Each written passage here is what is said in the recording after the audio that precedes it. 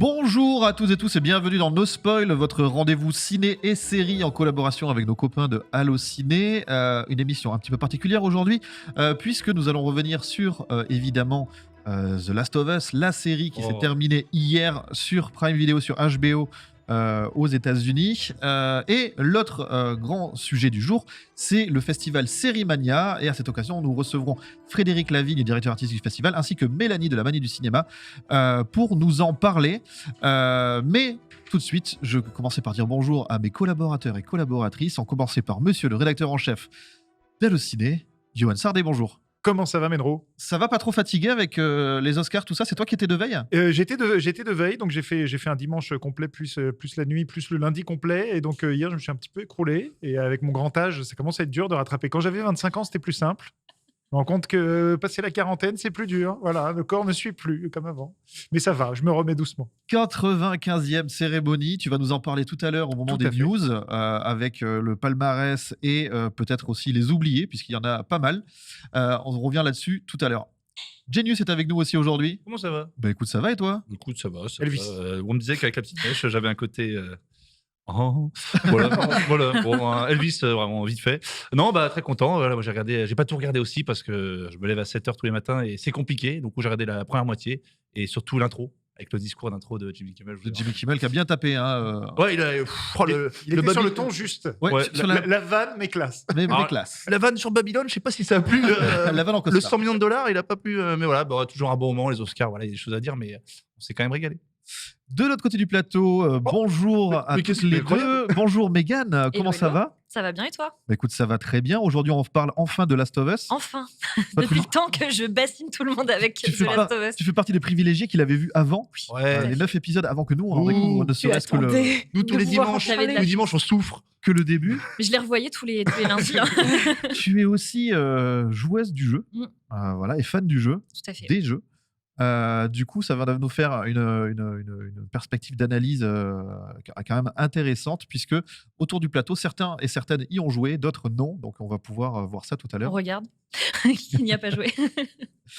Et Juliana est avec nous aussi. Hello. Comment ça va, Juliana ? Ça va très bien, très content d'être là. Un moment qu'on ne t'avait pas vu. Mais oui, j'avais fait une petite incursion il y a quelques semaines, mais j'étais en atelier d'écriture. Mais là, ça y est, c'est terminé, donc je peux revenir un peu parmi vous. Et ça me fait très plaisir, surtout pour tous les sujets qu'on va aborder. Permets de te dire que tu es éblouissante. Oh, mais merci beaucoup. Et formidable animatrice de quiz. Et formidable. Ça, les gens ne le disent pas assez. Ouais, m'a pas invité, mais c'est vrai que c'était bien. On avait vraiment invité tout le public du stream. Il y avait beaucoup de monde, c'est très chouette. Ciné-Quiz, c'était le 1er mars. Au hasard ludique. Au hasard ludique, c'est ça. Vraiment, t'as perdu. Ils ont même dû dégager des gens. Ils ont sorti de la salle. Ouais. Sortez de la salle, il y a trop de joueurs. Il y a trop de gens. Faut penser à le streamer la prochaine fois. J'avoue, bonne idée. Bah alors, elle est belle celle-là. Écoutez, je vous propose qu'on commence parce qu'on a un programme très chargé aujourd'hui et on enchaîne tout de suite avec les news.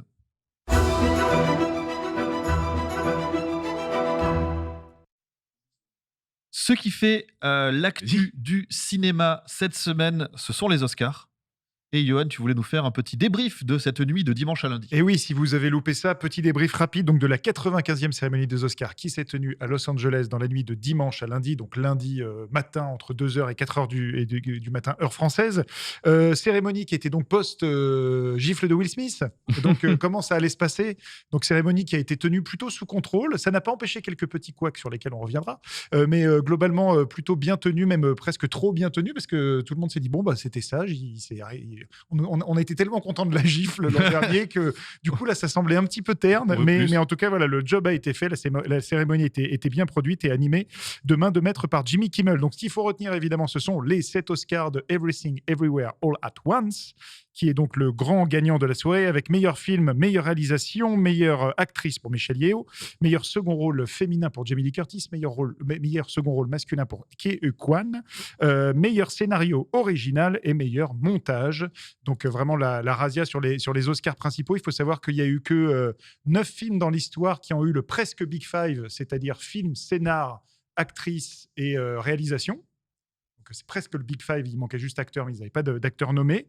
Et il faut aussi savoir qu'avec ces Oscars, ça ne change pas grand-chose au final, mais le film est le film le plus primé de l'histoire du cinéma, tout court. Ah oui, c'est 349 prix recensés.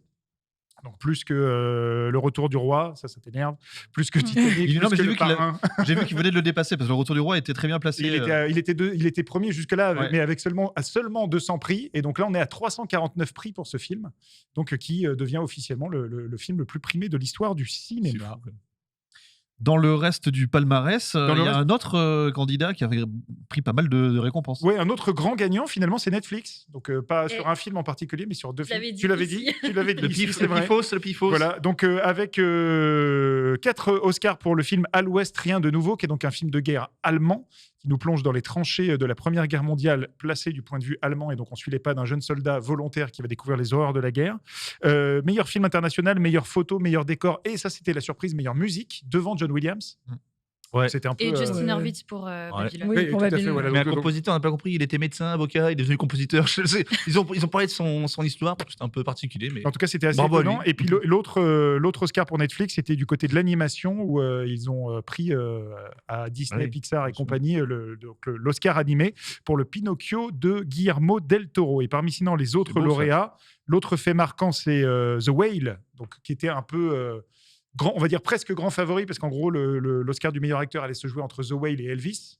Et donc, c'est finalement The Whale qui l'a ouais. remporté, donc Brendan Fraser, qui revient sur le devant de la scène. Et on était très heureux de le voir, voilà, très ému. On connaît la traversée du désert qu'a eu ce comédien, à la fois pour des soucis de santé et aussi pour des histoires de harcèlement sexuel qu'il a subi, pas qu'il a fait subir. Donc, on était très content de le voir revenir sur le devant de la scène. On espère que c'est la fin de la traversée du désert. Il y a eu l'Oscar du meilleur scénario adapté pour Woman Talking, qui était un peu l'une des surprises aussi de la soirée. Meilleur costume pour Black Panther Wakanda Forever. Meilleur son pour Maverick, ce qui semblait assez logique. Meilleurs effets visuels pour Avatar, ce qui semblait assez logique. logique aussi. Et l'autre petite surprise, c'était la meilleure chanson pour un film de Tollywood et pas de Bollywood. J'avais fait l'erreur, on me l'a signalé. Donc c'est Tollywood et c'est un film qui s'appelle RRR. Rien à voir avec le film d'Alain Chabat, c'est un autre film. Mais Je me suis dit ce qu'il va la faire. Non, mais qui a été un vrai petit phénomène aux États-Unis. Les gens chantaient, dansaient dans les salles et tout. Ils ont fait une super chorégraphie dans le cadre de la cérémonie des Oscars. Et C'est donc, fabuleux. meilleure chanson pour ce film. Et donc, au final, il y a forcément des perdants. J'allais te demander quels sont ces fameux grands perdants. Et ben, les grands perdants, c'est des films qu'on pourrait quand même classer dans la catégorie grands films, dont on se souviendra. On pense à Fabelmans de Steven Spielberg, on pense à Elvis de Baz Luhrmann, on pense à Babylone même. Moi, j'ai pas tout aimé, mais c'était quand même un grand film de Cinoche. Les Banshees d'Inisherin aussi, petit film, mais grand. Un petit film sur le budget et sur le papier, mais vraie grosse claque de ce début d'année en salle. Banshee, il a 0 aussi. Donc rien du tout. Donc Ah, il y a quand même 4 bons Ouais, c'est films un ou peu, très bons films qui repartent vraiment bredouille. Donc c'est un petit peu étrange tout ça. Alors, qu'est-ce qu'on pense de ce palmarès là autour de la table rapidement? Parce que c'est vrai que de quel film on se souviendra peut-être dans 10 ans, d'après vous? Est-ce que ces oubliés sont trop oubliés ou est-ce que ce succès est mérité? Moi, je pense que de toute façon, c'est le concept des remises de prix. C'est qu'à un moment, il faut qu'il y ait des gagnants et il faut qu'il y ait effectivement des gens qui n'ont pas de prix. Moi, j'aime bien aussi replacer les choses dans leur contexte. C'est-à-dire que c'est quand même beaucoup de lobbying, hein, que ça soit... Enfin, il y a des grosses campagnes pour les votants qui sont mises en place aussi. Donc, ça représente l'avis des votants aux États-Unis. Ce n'est pas un prix comment dire, de public mondial. Enfin, moi, je suis très contente pour le coup pour Everything Everywhere All at Once parce que je trouve que c'est un film qui est assez rafraîchissant, qui change aussi un petit peu d'avant. Je suis toujours bien sûr un peu déçue pour Steven Spielberg, mais je pense qu'il en a eu d'autres avant et c'est bien. Moi, ce qui m'a semblé sur cette cérémonie, et je pense que c'est un peu ce qui ressort, c'est je trouvais ça assez rafraîchissant et c'était un peu bisounours. J'ai trouvé qu'il y avait presque que des gens avec qui on avait envie de faire des câlins, que ça soit Brendan Fraser. Après, c'est justement toute cette difficile traversée du désert et même c'est le système carrément qui l'a mis dans cette place-là pendant des années, qui l'a un peu rejeté parce que la situation était telle que tout était très très très complexe et que ça soit pour le second rôle Everything Everywhere All at Once. Moi, je trouve que c'était une cérémonie où il y avait une espèce de vibe quand même assez chouette, assez bienveillante et moi, ça m'a fait du bien en fait d'avoir tous ces gens un peu contents, cet esprit d'équipe aussi de Everything Everywhere All at Once. C'est soudé, de fou, c'est très soudé. Je trouve que c'est aussi une ouverture pour la nouvelle génération de réalisateurs aussi. C'est aussi un film qui a fait revenir les gens en salle aux États-Unis beaucoup, même si on parlait de Top Gun qui l'a fait à l'international. Et il y a quand même quelque chose d'assez optimiste, je trouve, pour la suite et pour la salle aussi dans ces prix-là. Moi, je suis un peu déçue pour Angela Bassett. Ouais. pour le meilleur second rôle. Je pense qu'elle le méritait, mais voilà, il faut des perdants, c'est obligatoire, on peut pas faire gagner tout le monde. Sur 5 nommés, en général, il y a un gagnant et oui. 5 perdants. Ouais, donc, Oh. C'est le jeu. oui, je suis nul en maths. Ouais. C'est pour ça que Tu gagnes et tu perds à la fois. Ouais, non, mais voilà. Tu coupes la statue. Superbe intervention, mais les pieds dans le tapis. Megan, on en a pensé quoi de ton côté? Bah, je rejoins un petit peu l'avis de Juliana. C'est vrai que c'était assez bon enfant, bienveillant, un peu bisounours, effectivement, cette cérémonie, contrairement à celle de l'année dernière. Mais après, oui, ça reste une cérémonie, donc toujours le lendemain, on a un peu ce côté drama queen, genre ah mon chouchou a pas gagné, ou je suis trop déçue, ou je suis pas content, machin, nan. Ça reste une cérémonie, ça change rien à sa vie d'avoir un Oscar, clairement. Ça peut peut-être permettre de faire évoluer des carrières, notamment pour des jeunes talents ou des talents qui sont très, comment dire, éteints ou qui reviennent un peu sur le devant de la scène ou qu'on minore un petit peu aussi. Donc ça peut permettre ça. Après, Spielberg, il a pas besoin de ça. Son film est incroyable et il vit très bien sans Oscar. Après, Everything Everywhere All at Once, c'est vrai que je trouve ça intéressant d'avoir ce genre de film autant primé. Ça change, ça c'est clair. C'est assez rafraîchissant comme tu disais. Mais oui, l'ambiance avait l'air plutôt bon enfant et puis c'est toujours agréable de voir un petit peu ce côté famille du cinéma. Bon, même si ça reste qu'une façade, hein, on le sait. Mais c'était assez joyeux. Puis voilà, les réactions comme ça des familles, des amis, c'est toujours agréable à regarder. Donc, tant que ça reste dans cet esprit-là, je trouve que c'est bon enfant, c'est sympa. Et puis après, on peut débattre et débriefer entre nous et puis rigoler. Mais bon. Je rebondis sur ce que tu dis. Moi, j'étais un peu déçue pour Barry Keoghan dans Les Banshees, que j'adore. Et vraiment, Ouais. je pense que ce mec est incroyable. Et j'étais un peu genre, oh, le pot. Et après, je me suis dit, non, mais le mec, il vient, il arrive, quoi. Il a Oui, il a le 30 temps. ans devant lui pour Il a en le avoir temps. d'autres. Et je suis sûre qu'il en. Alors, vous l'aurez entendu ici, je pense que Barry Keoghan va Va être récompensé. être récompensé de nombreuses fois. Genius. Ouais. Bah moi non, c'est vrai que c'était très bon enfant. C'est vrai qu'à mon avis ils ont voulu mettre le ton un peu plus léger par rapport à l'année dernière. Maintenant plus de vannes, plus quoi que ce soit, plus de risques. Et pour Everything Everywhere, Sauf c'est vrai pour Babylone. Sauf qui, pour Babylone. Franchement la on vanne de sent que Babylone. Hollywood n'a pas aimé Babylone, quoi. C'est Ouais, vraiment- mais- Puis, la remarque à Malala, Oui, ça, complètement Ça déplacée. fait partie des petits couacs. Sur Jamie Franchement, Kimmel, ouais, des fois, je trouvais qu'il. Tu sais, je vous ai pas, même moi, pas rigolé. J'étais un peu devant, j'ai dit bon. Mais Everything Everywhere, moi, je suis d'accord, je trouve que c'est un film nouveau. C'est pas un chef-d'œuvre, c'est un film nouveau, on a besoin de ça. Ça relance un petit peu les dés, ça met un petit peu à coup de poing. C'est vrai que c'est lobbying et storytelling. Donc, en fait, c'était très axé là-dessus. On savait déjà cette édition à peu près qui allait gagner. Tu vois, je pense à Colin Farrell, il est là, mais entre Steven Butler et Brandon, je dis bon, bah, c'est fini, quoi. Mais je sais que je vais perdre. Donc, non, c'était une belle émission. Je trouve que je suis content pour eux. Cet Oscar, je pense pas que ça méritait autant. Je suis content qu'il ait des prix. Il y a des belles histoires. Donc, évidemment, ça fait plaisir. Mais bon, un peu déçu pour Spielberg. C'est vrai que ça aurait été tellement beau qu'il finisse sur un. Ça aurait été tellement beau. Et pour John, surtout. Oh, John, je pense qu'il est. Ouais, il a mais 652 bon. nominations. Ouais, c'est clair. Il a dormi toute la cérémonie. Il avait l'air super en forme pendant le Il a discours. rien À à un moment, prouver. on l'a Il a quoi, il a 92, 91 ans, Ouais. Il est incroyable. Mais il est incroyable, il avait l'air au taquet. Ah ouais, donc Je non, crois non. qu'il a fait la chorégraphie de. C'était lui dedans qui dansait avec sa baguette. Je crois parmi les choses comme ça qui ont posé, qui ont fait jaser Jaser. sur les réseaux Jaser. juste après, il y avait notamment la séquence hommage où apparemment il y avait pas mal d'oubliés. Oui, il y a eu Ouais. quelques oubliés. Alors, on n'a pas Ah encore ouais. le fin mot de l'histoire. Est-ce que c'est parce que c'est des gens qui faisaient pas partie de l'académie ou il y a toujours ce truc-là? Parce que l'académie, en gros, ils célèbrent leurs membres qui ont disparu. Mais donc, en fait, il y a quand même quelques grands noms. Il y a Tom Sizemore, dont on avait Ils l'ont parlé, mis qui, voilà, Ah, ils l'ont qui était pas dedans. Ah, il était pas dedans. Paul Sorvino, qui est un grand comédien, n'était pas dedans. Anne Heche, qui est décédée début d'année, voilà, Ouais. elle n'était pas dedans. Il manquait la comédienne du film Sans Friend. filtre, Ouais. qui était pourtant Palme d'Or à nommée, Cannes. voilà, qui était Ouais. nommée à 3 Oscars. Donc c'est très bizarre, alors que le film est nommé d'oublier sa comédienne Bon, ça, principale qui a disparu à 32 ans. Il y avait Sachin Littlefeather qui avait reçu l'Oscar à la place de Marlon Brando. C'est un des grands moments polémiques de l'histoire des Oscars, qui est décédé aussi sur l'année dernière et qui a été oublié dans le montage. Donc, il y a quand même quelques personnes qui ont les dents serrées. Alors, on pourrait se dire, oui, mais bon, c'est pas grave, c'est qu'un oubli. Mais quand tu te mets à la place des familles qui se disent, tiens, mon père ou ma mère ou ma sœur va être célébré, et qu'en fait, c'est presque comme si on te le tuait une deuxième fois, j'ai l'impression, en tout cas, quand tu le vois pas dans la vidéo des gens importants. Je sais pas comment on doit le vivre, mais ça doit être pris un peu comme ça. Je sais que Mira Sorvino, par exemple, elle espérait voir son père Paul Sorvino dans l'hommage, de dire l'Académie a même oublié le gars. La tendance peut-être à mal le prendre. C'est pour quelle familialement, raison je pense. On ne sait pas. C'est voulu, pas encore. Mais en tout cas, il y a une Ok. espèce de petite polémique sur quelques oublis Parce que en fait, c'est- importants quand même. C'est pas normal. Enfin, c'est- Alors on Ouais. parlait de perdants aussi tout à l'heure, mais il y en a eu d'autres.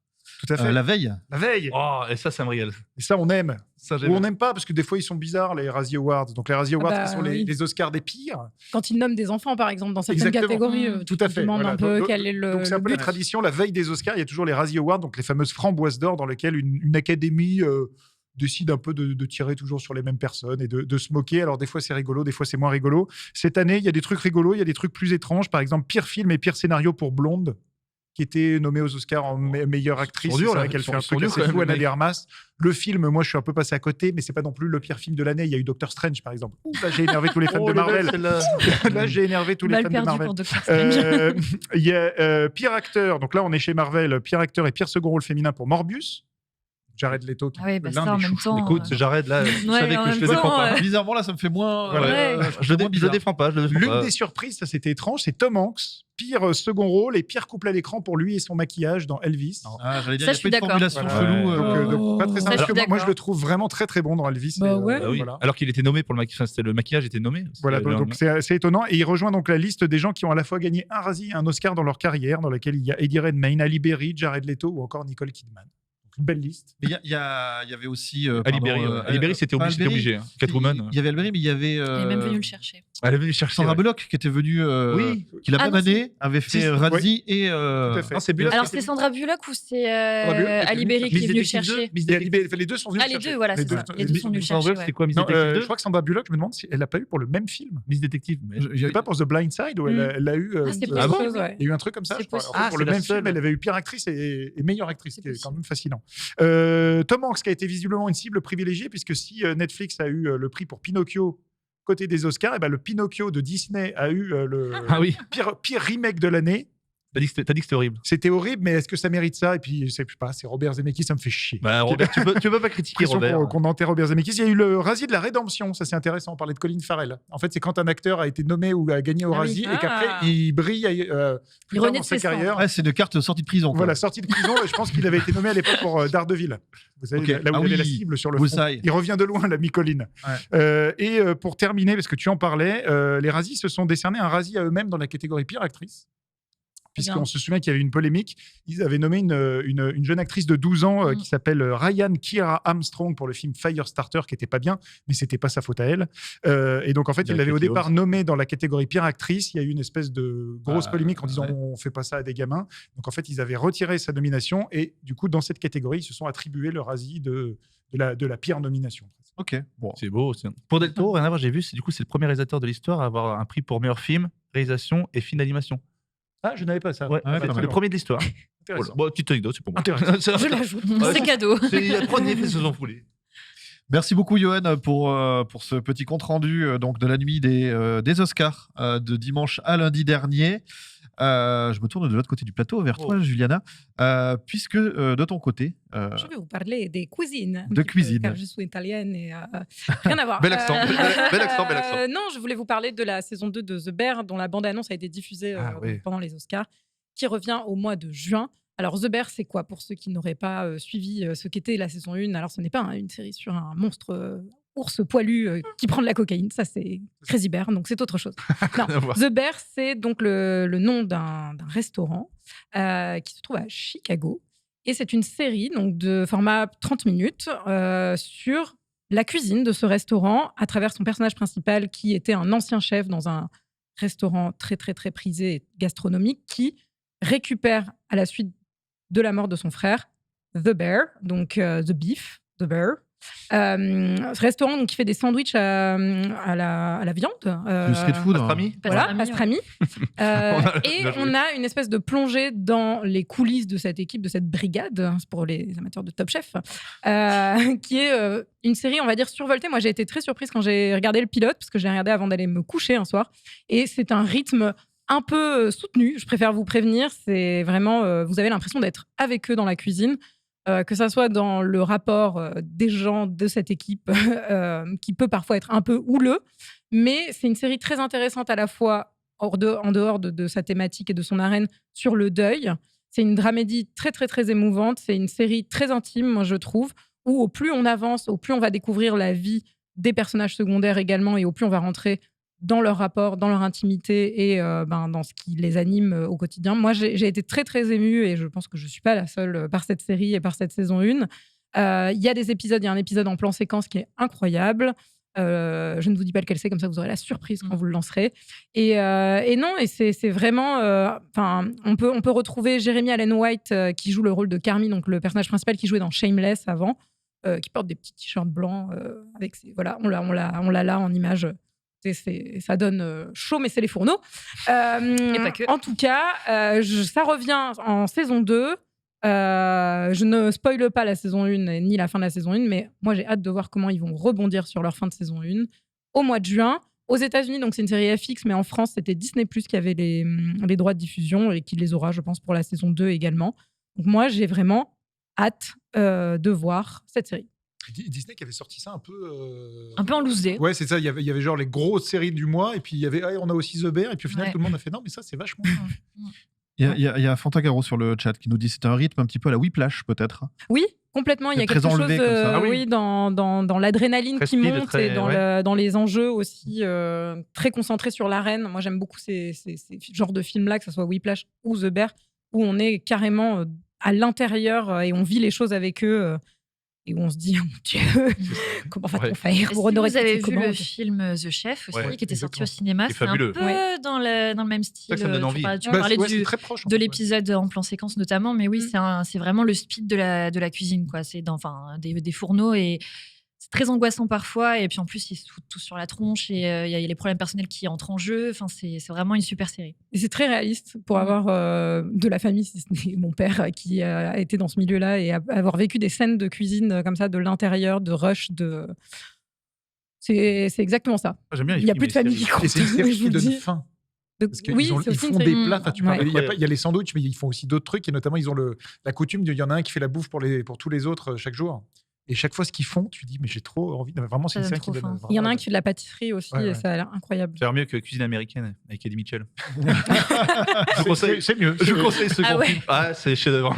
C'est horrible. J'ai vu que le pilote, mais c'est vrai que ça m'a donné envie. Je l'ai coché dans ma to-watch, mais voilà, c'est dans ma liste. Donc, Mais Mais ouais. ne vous arrêtez, si ça vous angoisse, ce côté adrénaline, ne vous arrêtez pas forcément à ça parce qu'il y a aussi des beaux moments de personnages dans l'émotion. Enfin, ça vaut le coup en tout cas d'embrasser complètement On verra les bien. premiers épisodes pour rentrer un petit peu plus profondément dans les failles des personnages et voilà. Tu me l'as bien vendu. Moi, The Chef, je trouvais ça fabuleux. C'était un de mes top films. Franchement, j'ai bien hâte. J'ai bien hâte. Dans le temps, tu m'as dit, première saison, tu peux voir ça où Disney+. C'était Disney+. Disney+. Et deuxième, ok. Bon, je vais rattraper ça, sans bon. Genius. Oui, Deux salles, deux ambiances. Tu peux parler d'un retour aussi, mais alors. Voilà, chef-d'œuvre de l'époque. Si je vous dis baston de regard, si je vous dis coup de tibia sur le lampadaire, je vous parle de les Lascars. Et oui, ah oui, à l'ancienne. Oui, les gens n'ont pas connu Lascar, peut-être vous, peut-être les plus jeunes séries qui a été créée en 1998 sur Canal+. 2 saisons, 30 épisodes par saison. Une série animée sur quoi? Sur le quotidien de jeunes de banlieue, évidemment avec beaucoup d'autodérision. Franchement, c'était un phénomène. C'était à l'époque fabuleux, avec un casting de fou. Il y avait du Saïtag Maoui, il y a du Vincent Cassel, Omar et Fred, Léla Becti, franchement Tunisiano, Dizzy Lopez. Franchement, c'était juste excellent. C'était, je vous dis, à l'époque, un vrai phénomène. Donc, on parle de 1998 quand même. Donc, c'était quand même il y a 25 ans. Quelques années après, donc 11 ans après, en 2009, il y a eu le film Les Lascars, avec, pareil, franchement, un casting de fou. Vincent Cassel, Diane Kruger, Omar Sy, Fred Testo, Gilles Lelouch, Frédéric Bell, Diams, Vincent Dezania et autres. Donc, c'était aussi un super film qui avait vraiment très, très bien marché au niveau de la critique, très efficace, très drôle. Encore une fois, beaucoup d'autodérision. Et là, qu'est-ce qu'on apprend?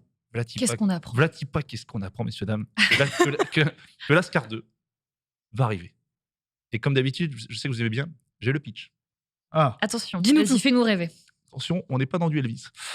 Ça régale. Alors, les amis, dans ce nouvel opus, les Lascar Oh, t'as pas dit opus. Je dis opus, je dis pas opus. Non. Alors, attention, on va bien le prononcer. Parce que ça peut vite. Dans ce nouvel opus, les Lascar quittent Condé sur Ginette pour la banlieue de Marseille. Leur but, Chez moi. retrouver. C'est chez toi Mm. Leur but, retrouver la trace de la mère de Tony Merguez. Tony Merguez. Ouais, tu l'avais, tu Ouais. connais évidemment. Qui garderait avec elle un vieil héritage de plusieurs millions d'euros. Mais entre José, sur le point de devenir papa, et un Tony qui s'enfonce toujours plus loin dans la loose, leur mission va rapidement dégénérer. Voilà. Voilà, c'est Voilà, ok, c'est ça. Bah, c'est Bah, efficace. c'est clair. voilà, Oui, les enjeux sont posés. c'est là. Et en plus de ça, il y a une saison 3 de Lascar qui est en préparation. Donc voilà, moi j'ai adoré. C'est des petits formats, vraiment, ça dure 1 minute, 1 minute 30. Tu peux retrouver ça partout. Il y a des trucs vraiment qui sont devenus des classiques. Le baston de regard aussi dans le métro, quand tu es vraiment face à face avec quelqu'un qui te regarde, tu sais pas est-ce que je baisse les yeux, est-ce que je baisse pas les yeux, est-ce que je lui parle, ce que je fais. Donc voilà, c'est très très cool. Et donc j'ai pas de date de sortie, c'est juste annoncé en 2023. 2023, c'est cette année. Hein, donc, Voilà. C'est cette année. Ça donc va arriver très vite. ça va arriver très vite, les Lascar. Mais c'est vrai que c'est, mine de rien, il y a plein de jeunes qui connaissent pas les Lascar parce que c'est vrai que Ah oui. c'était il y a un petit moment. Voilà. tu connaissais un petit peu, Johan? Ouais, moi, moins la série, mais j'avais découvert vu le film, le film et je m'étais vraiment marré. Et il là, était bien. ça peut être intéressant, ce saut dans le temps, déjà, Ouais. de les avoir vus vieillir, et puis la société a changé. Le monde a C'est-à-dire changé, que, ouais. Oui. bah, en fait, je sais pas, j'imagine qu'ils vont traiter les influenceurs, TikTok. Bah voilà, c'est ça. Comment tout ce qu'on fait se retrouve vraiment en ligne, alors qu'à l'époque, en 2009, on n'était pas trop là-dedans encore. Et puis dans la série, c'était le début des portables encore. Voilà, exactement. Oui, Donc le là, Nokia il- 3310, Ouais, tout ce Ouais, truc-là, ouais. voilà. Donc ça peut être assez rigolo de les voir. Et puis le doublage, et notamment Cassel, ce qu'il faisait, il se mettait vraiment au service Ouais. C'était pas Cassel qui vient prendre Non, son non. chèque, il devenait vraiment Tony Merguez Il avait une vocalement. voix. C'était assez marrant. Et non, super. Franchement, c'était une grosse réussite. Donc j'espère que ça va pas vieilli, enfin que ça va pas, tu vois, passer un peu de mode, quoi. Voilà. Merci Genius. Ouais, ça fait plaisir. Je me retourne de ton côté, Mégane, Mm. puisque tu vas nous parler de la plus grosse plateforme de streaming ever En France. en France. J'aime bien. Le En doigt. France. En France. Et va-t-elle vraiment le devenir? Mais en tout cas, Tremblay, Netflix, Disney+, et MyCanal, du lourd débarque sur Prime Video, puisque la plateforme a enfin annoncé l'arrivée de son fameux Pass Warner. Ah, ça y est. Pass Warner, donc c'est une offre qui permet d'accéder notamment au catalogue HBO et aux 12 chaînes de Warner Bros. Discovery. Donc, on a le catalogue HBO qui était orphelin dans l'Hexagone depuis la fin du partenariat avec OCS. Le catalogue va enfin être de nouveau disponible en France. Enfin. Oh là là. Donc via ce fameux Pass Warner. Donc on retrouvera évidemment les séries emblématiques, Game of Thrones, Les Sopranos, Sex and the City, The Wire pour ne citer qu'elles, les dernières nouveautés, The Last of Us, Succession. Succession, House of the Dragon, Perry Mason, Rain Dogs. Donc ça c'est pour vraiment les toutes nouvelles séries qui débarquent. Tu le disais, il y a aussi la saison 4 de Succession qui débarque enfin. Ce sera le 27 mars. Et pour le reste des nouveautés HBO qui seront attendues tout au long de l'année, ce sera en suivant la diffusion américaine de HBO. Donc ça débarquera au fur et à mesure comme ça sur Prime Video, donc via ce pass Warner. Outre le catalogue HBO, vous le voyez, nous avons aussi Adult Swim, Warner TV et Toonami au lancement, donc qui sera le 16 mars. Et plus tard, vous aurez accès à Eurosport, Cartoon Network, Boomerang, CNN, TCM Cinéma, Discovery Channel, Discovery Science, ID et la toute dernière chaîne en date, Cartoonito. Pour les petits. Oh, Cartoonito. Cartoonito. Alors, j'ai une question, les gars. Attends, j'ai pas fini. Mais justement, c'est une question là-dessus. Oui. C'est une question là-dessus. C'est que moi, tu vois, j'étais abonné Salto. Je fais partie des gens qui Ouais. sont Moi abonnés Salto. aussi, j'étais abonné Salto. Et ça me s'arrête fait un peu de peine. Donc du coup, je me dis que j'ai potentiellement, sans changer rien à mon budget, quelques euros à disposition. Quelques écus. Quelques écus. à jeter. Du coup, combien ça va coûter? J'allais y Et venir. voilà. J'allais Pour te y venir. relancer, c'était pas relance. Je voulais juste dire qu'au programme de toutes ces chaînes, parce que derrière ces noms, on ne sait pas forcément ce que ça implique comme programme.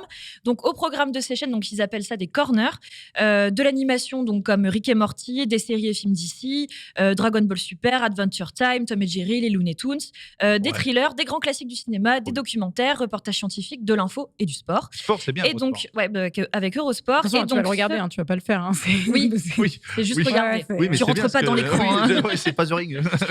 Donc, ce fameux Pass Warner sera disponible dès le 16 mars, donc ce jeudi, via Prime Video et pour un prix de 9,99 €. Oh. Donc, Ah. c'est très important quand même à savoir, il faudra débourser ce prix en plus de son abonnement Ouais, Bien sûr. à Prime Video. Bien sûr. Donc voilà, un abonnement supplémentaire pour avoir accès à tous ces corners que je viens de citer. L'abonnement est évidemment exclusif à Prime Video, il est sans engagement et vous avez droit à une offre d'essai de 30 jours jusqu'au 3 avril, pardon. Franchement, je trouve ça. On Voilà, parle voilà. d'Eurosport, c'est tout con, mais c'est cher. C'est bien pour le sport et franchement, je trouve ça super. 9,90 €. Bon, 9 € au début. Dans 8 mois, ça sera 12 €. Puis après, ça augmentera, on sait Ça, pas. on Mais verra. franchement, l'offre, elle est super. Franchement, je suis très, très content. Très, très content. Je consomme C'est vrai que beaucoup. j'avais pas pensé ça par rapport à Salto, mais oui, effectivement, ça ne va pas changer mon budget. C'est combien, non plus. Salto Bah, c'était pareil, je crois. 6,99. Ah, c'était. Ouais, c'est un peu Ouais, moins cher. c'était 7 je crois. €, je 7 crois, euros, ouais. ouais. Rajouter des écus. J'ai Rob dans le Oui. chat qui me dit en francs.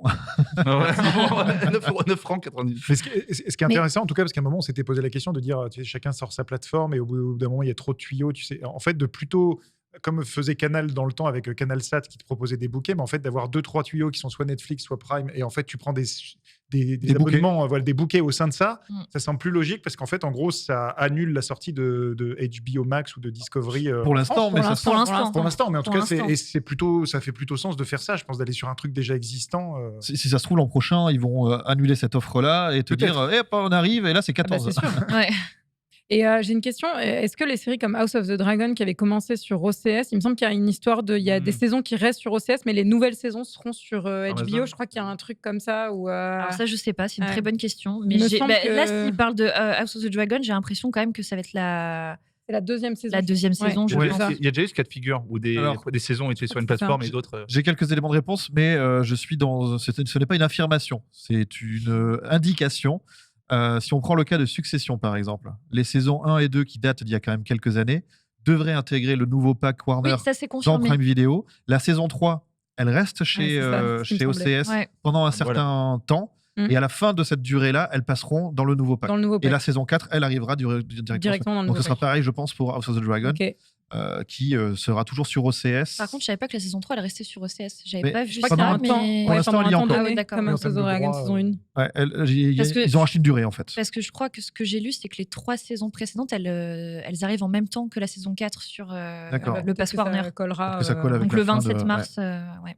Ok. Il me semble, hein. Je vais pas dire de bêtises, mais de toute façon, je crois que Prime, ils ont fait un Et- thread si vous avez des questions pour répondre. Oui, je vais leur demander s'il y a toutes les séries HBO. Je me pose la question. Est-ce Mais pas- qu'on va retrouver la totalité du catalogue Je suis pas HBO sûre. ancien? Mais Par je pense rapport à ça, qu'une il y a grosse un partie. truc hyper intéressant qui, c'est le patron de Warner, donc des tuyaux HBO, on va dire, qui a dit ça, je crois, il n'y a pas très longtemps. Si j'ai bien compris ce qu'il disait, en fait, il commençait à remettre en cause l'idée même de streaming.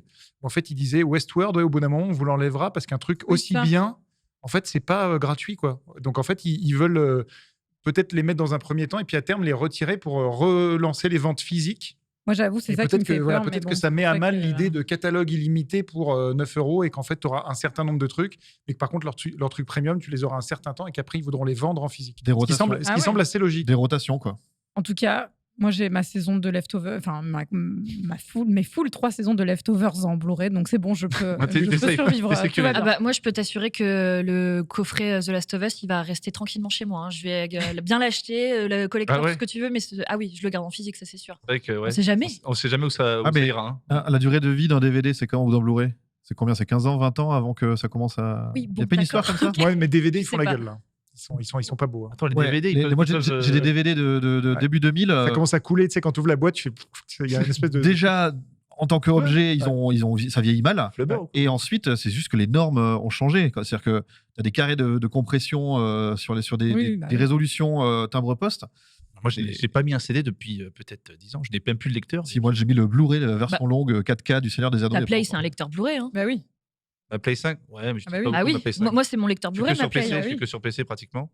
Et Moi, VOD. j'avoue. Excuse-nous. Moi, j'avoue que les trucs qui me tiennent vraiment à cœur, je continue de les moi garder en aussi. physique. L'objet, Mais pour le souvenir, mais c'est vrai que bon. L'objet, la boîte. Et c'est pour ça que je préférais les boîtes DVD à l'époque que les boîtes de Blu-ray. Ouais. Les boîtes de Blu-ray, c'est souvent donc ce boîtier en plastique bleu avec une jaquette, Mm. alors que les coffrets de collector de DVD Ouais. étaient des digipacks cartonnés avec Oui, des oui. trucs qui se Ouais. dépliaient dans tous les sens. Je trouve qu'il y avait un vrai travail sur l'objet qui s'est un peu perdu avec l'arrivée Ouais. du Blu-ray. Ah, parce que Il y a eu Ce le que je regrette steelbook, un peu. mais ça reste. ils investissent beaucoup. hein. Enfin, c'est quelque chose qui se vend évidemment moins qu'à l'époque. Et alors, question Oui. vu que ce bouquet-là de Warner arrive sur Prime Video, est-ce qu'il y aura à chaque fois le choix des langues? Puisque sur Mais Prime oui, Video, ça aussi. souvent, Ah, mais c'est ça, ouais. c'est un peu la jungle au niveau des Ah ouais. versions. Ouais. C'est vrai que Ben, des fois, tu normalement, oui, Ce mais- qu'on sait, c'est que je crois que c'est Game of Thrones qui sera en 4K, je crois. Ah ouais. Ouais. Contrairement à Last of Us. Parce que je sais que moi, il y avait une série que Après, j'adore. les langues, qui je s'appelle sais pas. Épisode. Je sais pas si vous avez déjà regardé cette série qui est incroyable avec Matt Leblanc. Et c'est Prime Ah, qui les ouais. avait eus pendant un moment. Ils avaient que de la VF et j'étais vraiment Ah ouais. triste comme Horrible. les pierres, quoi. Il y a des C'est trucs qu'il n'y a vraiment- que italien. Bah ouais. C'est horrible. si tu veux dire. Ah oui. Non, mais c'est vrai, tu regardes. J'ai Friends, Bah, mais tu en parles- italien. Tu parles Mais pas oui. italien. Hein Tu parles pas italien. Mais Diana sono passata aussi, je parle italien un petit peu, mais pas couramment, je connais juste. Non, mais je blague, Ah non. évidemment. En bref, dans le reste de l'actu, merci beaucoup Megan pour ces Bah, de rien. précisions Wow. sur le Pass Warner. On va C'est beau. rester du côté de Prime Video, puisque j'ai le plaisir de vous annoncer. Vous annoncez. Et je vous le refais avec des voyelles. Des annoncés. Euh, Johnny. Prime Video, donc j'ai le plaisir de vous annoncer que sur Prime Video, vous aurez bientôt la possibilité de voir la suite spirituelle de la série animée Batman, Oh, Mais non. celle de France 3 celle produite par Bruce Timm, qui date de 92, meilleure. qui devait être donc à la base prévue sur HBO Max, sur un projet donc annoncé en mai 2021. On apprenait que J.J. Abrams et Matt Reeves étaient liés d'une manière ou d'une autre, évidemment. Pour le sang. Matt Reeves, lui, depuis, a fait son Batman. Hein. Donc, il travaille sur le 2 actuellement. La série sera baptisée Caped Crusader. Donc, les croisés avec des capes, là ou pas Croisade de Cap. Les croisades de cap. Je l'avais. Super. Parce que c'est bilingue Je, anglais. l'avais, je connais Pas les Cap. que italien, je connais tu tout, maîtrises allemand, l'anglais. anglais, Ah non, ah non. Donc voilà, en gros, cette série, déjà, la série de 92 de Batman, c'est un truc pour vous, c'est une sorte Ouais. de Madeleine. J'adorais. Genius, oui. Bah, c'est celle sur France Canal 3. France 3, ça, Ouais, il y a Canal eu France 3. plusieurs diffusions. Oh, je l'adorais, franchement, avec le Wayne, avec la grosse mâchoire et tout. Non, franchement, j'adorais. Moi, j'aime beaucoup Batman de base, à l'époque, et puis, ouais, j'ai regardé dès que je pouvais, bien sûr. Puis générique. Et puis, le générique. Et puis très bonne VF. En plus. Super VF. Super Ah VF. oui, non, c'était J'avais magnifique. acheté les coffrets. J'ai toujours les coffrets. C'est toujours les DVD. coffrets. Et sur quoi tu les lis C'est mec- PlayStation. Du coup, sur Prime Video, donc cette nouvelle adaptation qui arrive et qui pourrait aussi racheter les droits pour une saison 2 de ce qu'on peut voir. Non, voilà, ils l'ont fait. Ok, je lis en travers. Par contre, ça fait Je vraiment rappelle que partie j'écrive. Hein. de la stratégie de Warner Bros actuelle, Warner Bros Discovery, qui veut monétiser certains de ses contenus en vendant des projets à d'autres acheteurs. Ah. Et donc voilà, Ouais. ça fait partie des choses dont on entend parler un peu Ok. plus. Disney a aussi eu ce genre de sortie récemment. Ouais. Pas de date encore, mais 10 épisodes de prévus. De ce côté, ce Batman, c'était un truc aussi ou pas plus que ça? Moi, j'adorais aussi. J'ai justement ce que je disais, j'ai racheté les coffrets pour pouvoir les revoir adultes et je trouve que c'était de grande qualité. Et d'ailleurs, j'aimerais bien les revoir là. Je sais pas si, du coup, est-ce qu'on sait si la série originale est dispo quelque part? Ouais. Ah, Il y a un super coffret DVD, Blu-ray. Peut-être sur le pack Warner. Ouais, peut-être bah, sur le peut-être. Black Warner. Ouais, on va j'aimerais venir. bien. J'irai faire un tour. Je reste focalisé vers toi, Juliana, puisque je vais parler de Creed. Mais de Creed combien? Eh, C'est ça la ah, question. Spoilez pas, j'ai toujours pas vu. Hein. Alors, pas de Non. spoil. Pas de Creed spoil. 2, Creed 2 c'est OK pour moi. La famille. Mais écoute, Michael B. Jordan et Amazon sont en discussion Ah. pour développer tout un univers cinématographique et télévisuel élargissant le monde de Creed et donc quelque part de Rocky. L'idéal est de capitaliser sur le succès de la franchise cinématographique, mais sur Prime Video. Donc on rappelle évidemment à la base Rocky et du coup Creed, c'était chez MGM qui a été racheté par Amazon. Donc, ça fait beaucoup de discussions autour des droits, Ouais, oui. mais Voilà. mais voilà, le monde dans lequel on est un petit peu comme ça. On n'a pas plus d'infos. En tout cas, il y a une envie de développer l'univers de Creed. Est-ce qu'il y a assez de matière pour faire ça? Eh bien, c'est une excellente question à laquelle, hélas, je pense Ah. que je ne vais pas forcément Ils- répondre de ils la ont- positive. Ils ont dit, je crois qu'ils ont une idée d'animer, faire un animé, Ouais. et aussi de faire une série sur la fille de Creed, Alors, dans ce- qui est malentendante, je crois. Mhm. Et il y a un spin-off sur le fils d'Ivan Drago, qui est dans les tuyaux aussi. Qui est Ben, le oui, méchant oui, dans oui, deux. oui, mais il en était question déjà, déjà, avant même ouais. Creed 3, C'est le ça Marvel. avait été évoqué. Mais alors Si, oui, si, je pense qu'il y a de la franchement. matière en vrai, en réalité, mais je pense qu'il faut vraiment que ça soit écrit correctement et par des gens qui savent doser leurs enjeux et qui savent les classifier, parce que j'avoue avoir été déçue de Creed 3. Parce que je trouve qu'on a une espèce de flottement dans les enjeux du film, là où ça aurait pu être vraiment très intéressant et un vrai parallèle à Rocky 3, pour le coup. Je trouve qu'on n'arrive pas à embrasser cette espèce de compétition entre les deux. On sait exactement où ça va et ça va exactement là où on se doutait que ça allait aller. Pour le coup, la fille de Creed, moi, je suis hyper partante s'il y a une série sur elle. Je pense que ça peut être vraiment, vraiment chouette. Je pense qu'il faut que ça soit fait avec les bonnes personnes. Et Les méchants, après, les méchants, tu vois, tu retournes le Marvel Creed Universe, MCU. Oui, Tu- oui, tu- mais tu- en tout cas, tu- il faut. enfin, Tommy faut pas faire- Gunn, Drago. Je pense qu'il faut pas se presser, et il faut pas faire n'importe quoi Non, trop bien vite. sûr. Voilà, je pense qu'il faut vraiment se reposer sur l'essence même de ce qu'on veut raconter et sur les failles du perso et sur comment on veut les raconter. Et il faut éviter d'être trop en surface. Voilà, c'est tout ce que je dirais. Et si ça ressemble à Creed 2, moi je suis pour super piocher. content. Je vais dans ton sens, mais parmi les bonnes personnes, il manque Stallone dans l'équation en fait. Bah oui. On en avait parlé. Rocky, c'est ses débuts, c'est quand même son histoire, toute la saga du personnage, les chutes, et là en fait, il se fait éjecter du propre univers qu'il a inventé. On sait que lui, il l'a très mauvaise.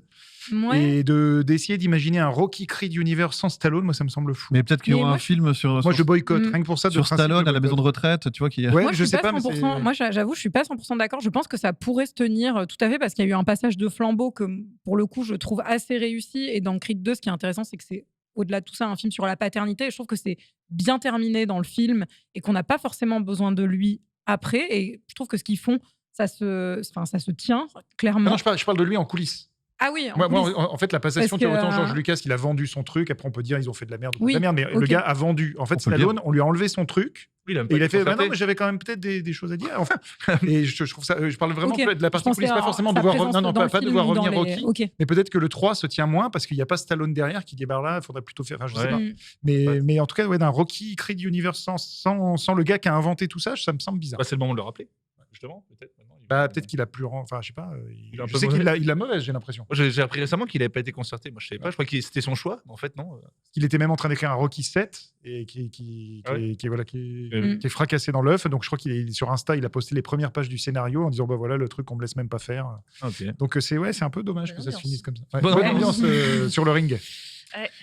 Autre news, qui a aimé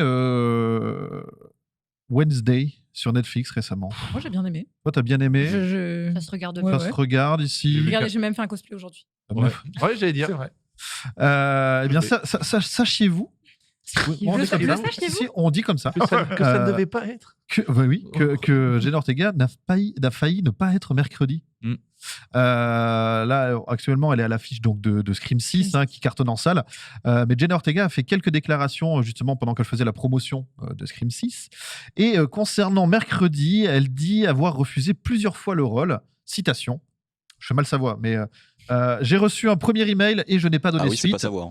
J'ai fait tellement de télévision dans ma vie que tout ce que je voulais faire, c'était du cinéma. Ok. Il a fallu une rencontre avec Tim Burton lui-même pour qu'elle dise oui. La seule raison pour laquelle j'ai changé d'avis, c'est parce que Tim est une légende. Et il se trouve que nous nous entendons très bien. Mais même à ce moment-là, je disais non. Je ne m'y voyais pas et j'ai dit non à quelques reprises. Mm. Par contre, elle va être contente parce que maintenant, elle fait du cinéma, donc il y a Scream 6. Mais il y a aussi, en préparation, elle devrait retrouver Tim Burton dans Beetlejuice 2. Mm. Puisqu'on a Beetlejuice 2. Beetlejuice 2. Eh oui. Oui, oui. Et oui, t'as Eh bien, oui. t'as bien Eh. entendu. Ah ouais. Eh oui. Oh non, qu'est-ce qui touche à Beetlejuice? Puisque Tim Burton sera de retour derrière la caméra 35 ans après le premier Beetlejuice. On y retrouvera Winona Ryder et Michael Keaton qui seraient en passe d'accepter de reprendre leur rôle. Donc ça fait s'appelle plaisir. Legacy Quell. Ça, ça fait plaisir. Et on n'a pas trop d'infos par contre du côté d'Alec Baldwin qui lui a des démêlés avec la Et justice Gina Davis. sur le tournage à cause de l'incident sur le tournage de Rust. Ah, il est toujours dessus là. Et Ouais. bah, c'est Ouais, bah compliqué, oui. ouais. Mais je crois que c'était. Moi, ok. Je rebondis juste sur cette news parce qu'il y a autre chose qui est sorti aussi dans plusieurs articles de presse, comme quoi elle critiquait le travail des scénaristes sur la saison 1 de Wednesday en disant qu'elle avait lu des textes et qu'elle trouvait ça hallucinant, qu'il y ait des choses qui soient écrites dans un sens et que du coup elle avait repris la main et que c'est pour ça qu'elle devenait productrice exécutive sur la saison 2. Je tiens juste à dire, petite insight, quand vous lisez genre le travail des scénaristes était tout pourri, sachez que quand un texte arrive dans les mains d'un comédien ou d'une comédienne, il est certes passé dans les mains du scénariste avant, mais il est aussi passé dans les mains des producteurs et de la chaîne. Ouais. Et que, ça va, on peut charger parfois les scénaristes. C'est vrai qu'il y a des gens, comme partout, qui font bien leur travail ou mal leur travail. Mais ne charger que les scénaristes quand tu te retrouves à lire un texte, c'est un peu hypocrite aussi parce que tu ne sais pas ce que la chaîne a dit. Tu ne sais pas si c'est pas Netflix qui a dit écrivez plutôt comme ci, écrivez plutôt comme ça, etc. Tu ne connais pas exactement le libre champ des gens qui travaillent derrière.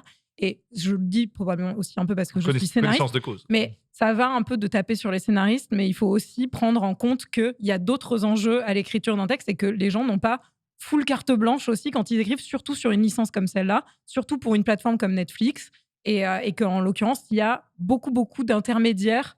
Voilà, donc je trouve, les comédiens qui disent j'ai tout réécrit, c'était de la merde et tout, il faut toujours prendre ça avec des pincettes, je vous le dis ici, parce qu'effectivement, parfois, ça peut être le cas, et c'est vrai, je l'avoue.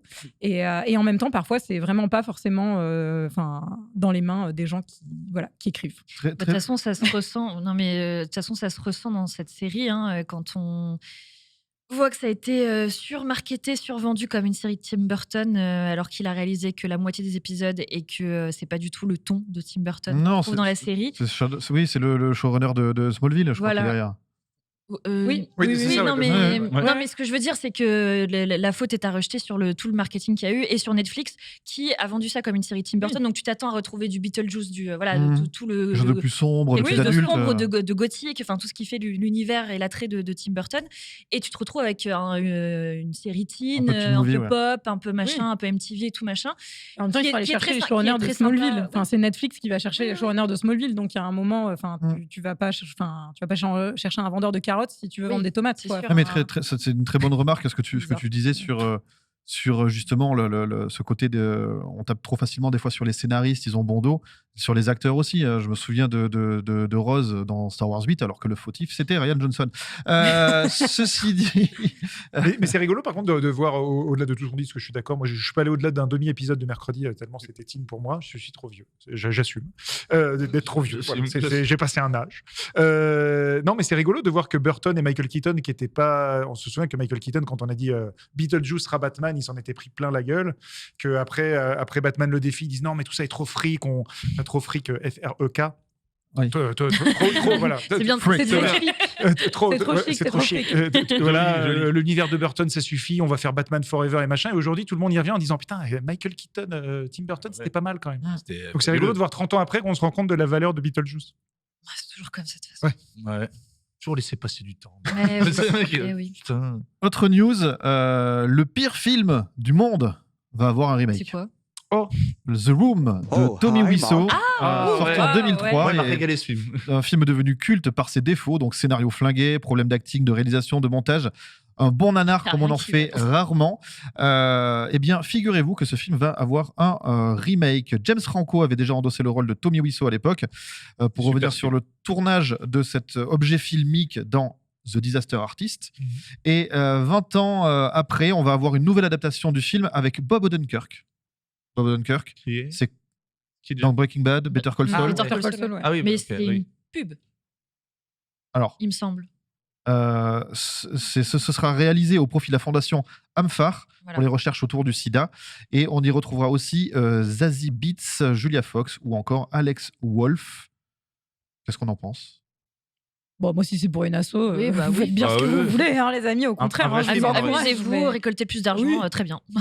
Un vrai film, on aurait dit non, mais. Non, mais ce que je veux dire, c'est sur la démarche. Genre, le pire film du monde, et c'était pas vraiment voulu. Lui, il était convaincu que c'était un chef-d'œuvre. Oui, bien Là, sûr. tu le refais, mais du coup, tu refais en bien ou tu refais en faisant pas bien. Mais Ah bah du coup, non, mais c'est. Tu- Je pense tu- qu'ils vont jouer sur les Bah codes oui. du Tu le nanar refais de en mal, l'original. hein, Mais ils sauf vont que le tu sais refaire, maintenant, tu sais maintenant que c'est mal, mais tu fais semblant que c'est bien.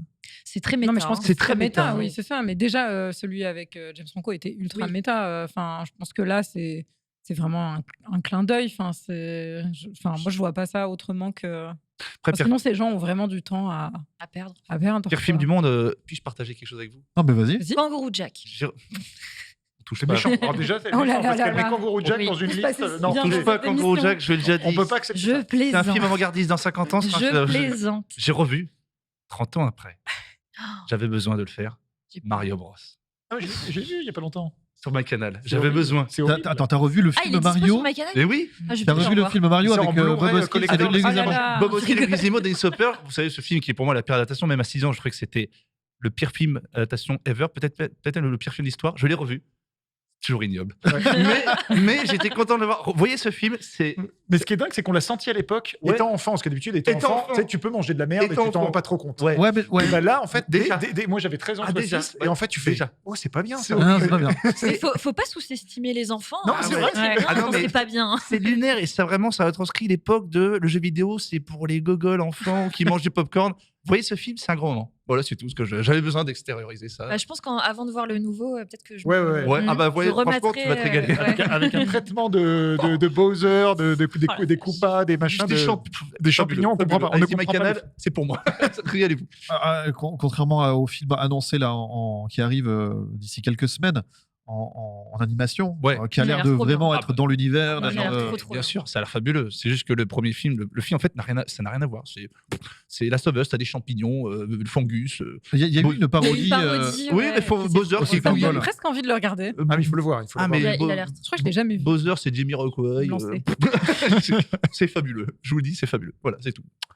Personne n'a une petite déclaration à faire comme ça. Allez-y, c'est le moment. J'ai ouvert le bal. Bonjour, Si je quelqu'un- m'appelle. Si quelqu'un a ouvert Je m'appelle Genius et j'ai revu Mario Bros. Ah ouais, J'ai cru que tu allais me dire que finalement c'était pas si mal, tu vois. Ah, non, non, non, c'est Non, non. c'est même pire. Voilà, Ok. c'est tout. Non, Pas personne. de confession. Non, Ok, pas de ben, souci, j'attendrai. on a une dernière news quand même avant d'accueillir nos invités Ah oui. du jour.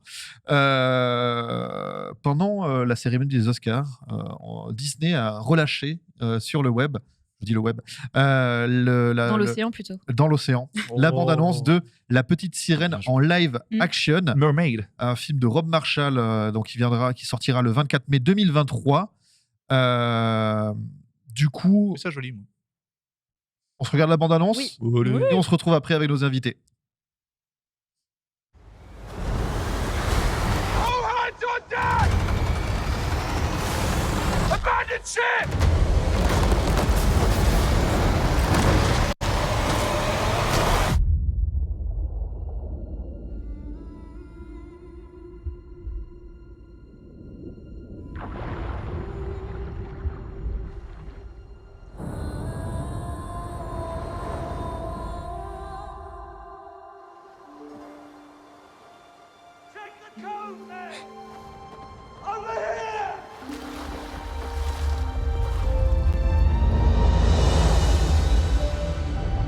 You broke the rules. You went to the above world. A man was drowning. I had to save him. This obsession with humans has to stop. I just want to know more about them. Ariel! Don't! Poor child. I can help you. You can't live in that world unless you become a human yourself. Is that even possible? It's what I live for.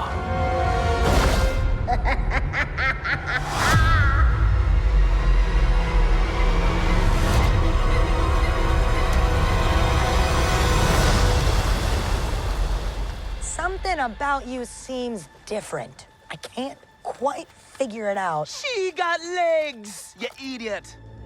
I don't know where, I don't know how, but I know something's starting right now. Watch and you'll see. Someday I'll be part of your. He's a human. You're a mermaid. That doesn't make us enemies.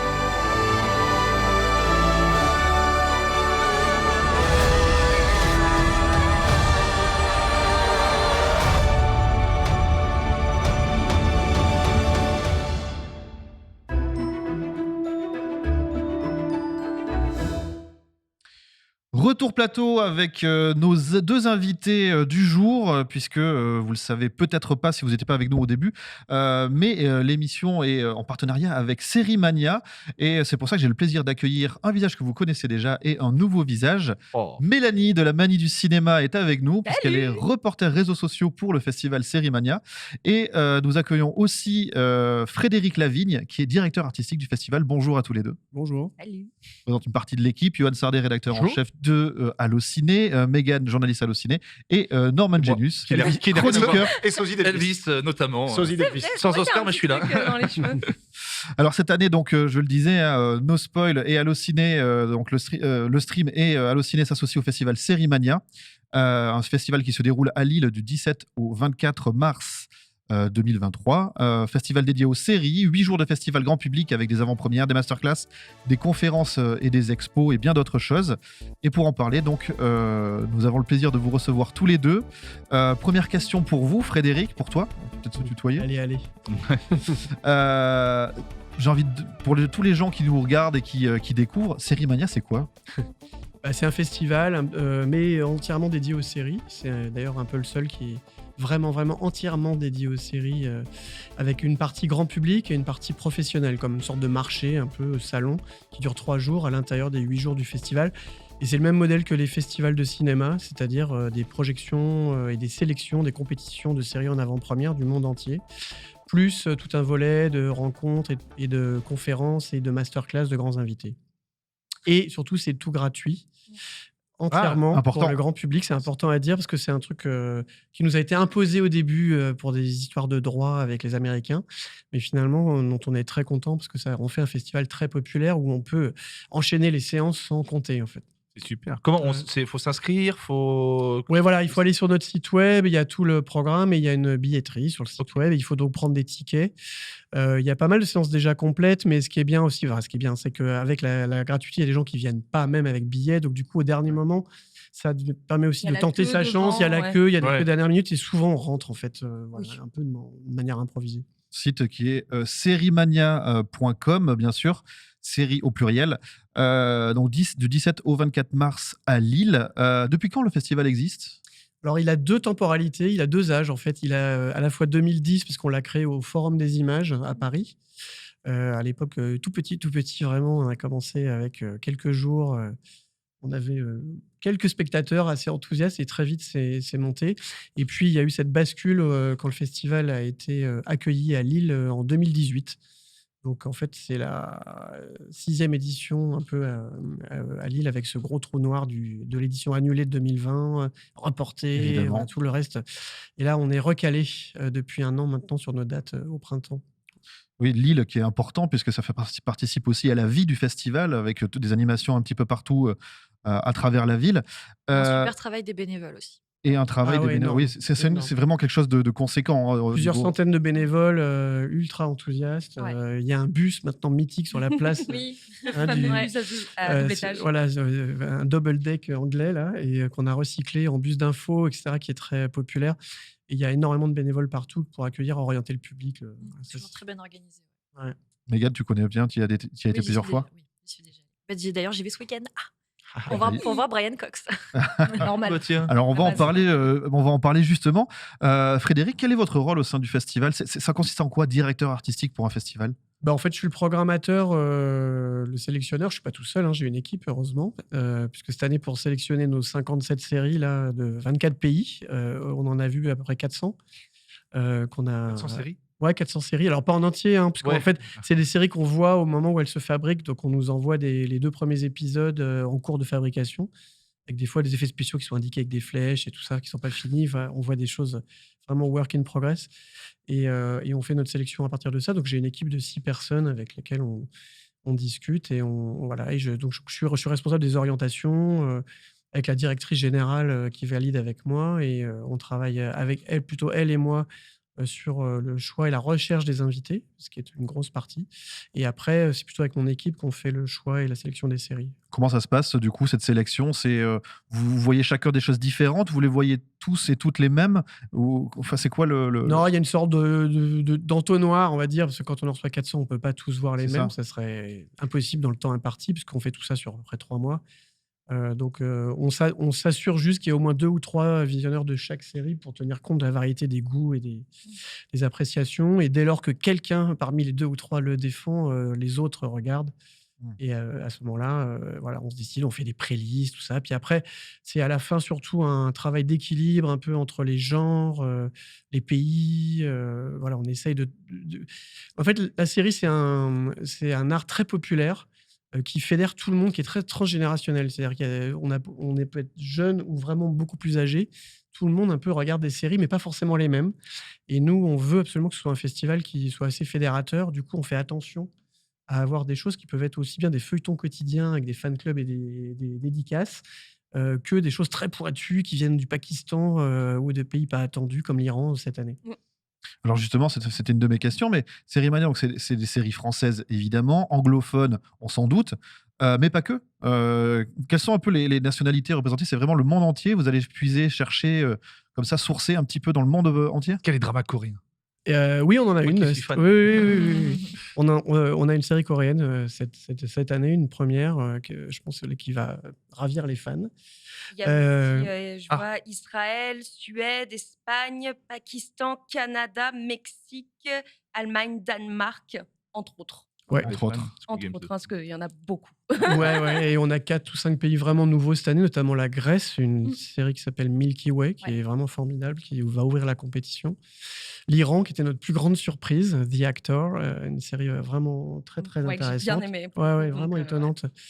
Voilà, le Pakistan, voilà, on a vu, et puis une série du Bénin aussi, d'Afrique. Ça fait longtemps qu'on cherchait.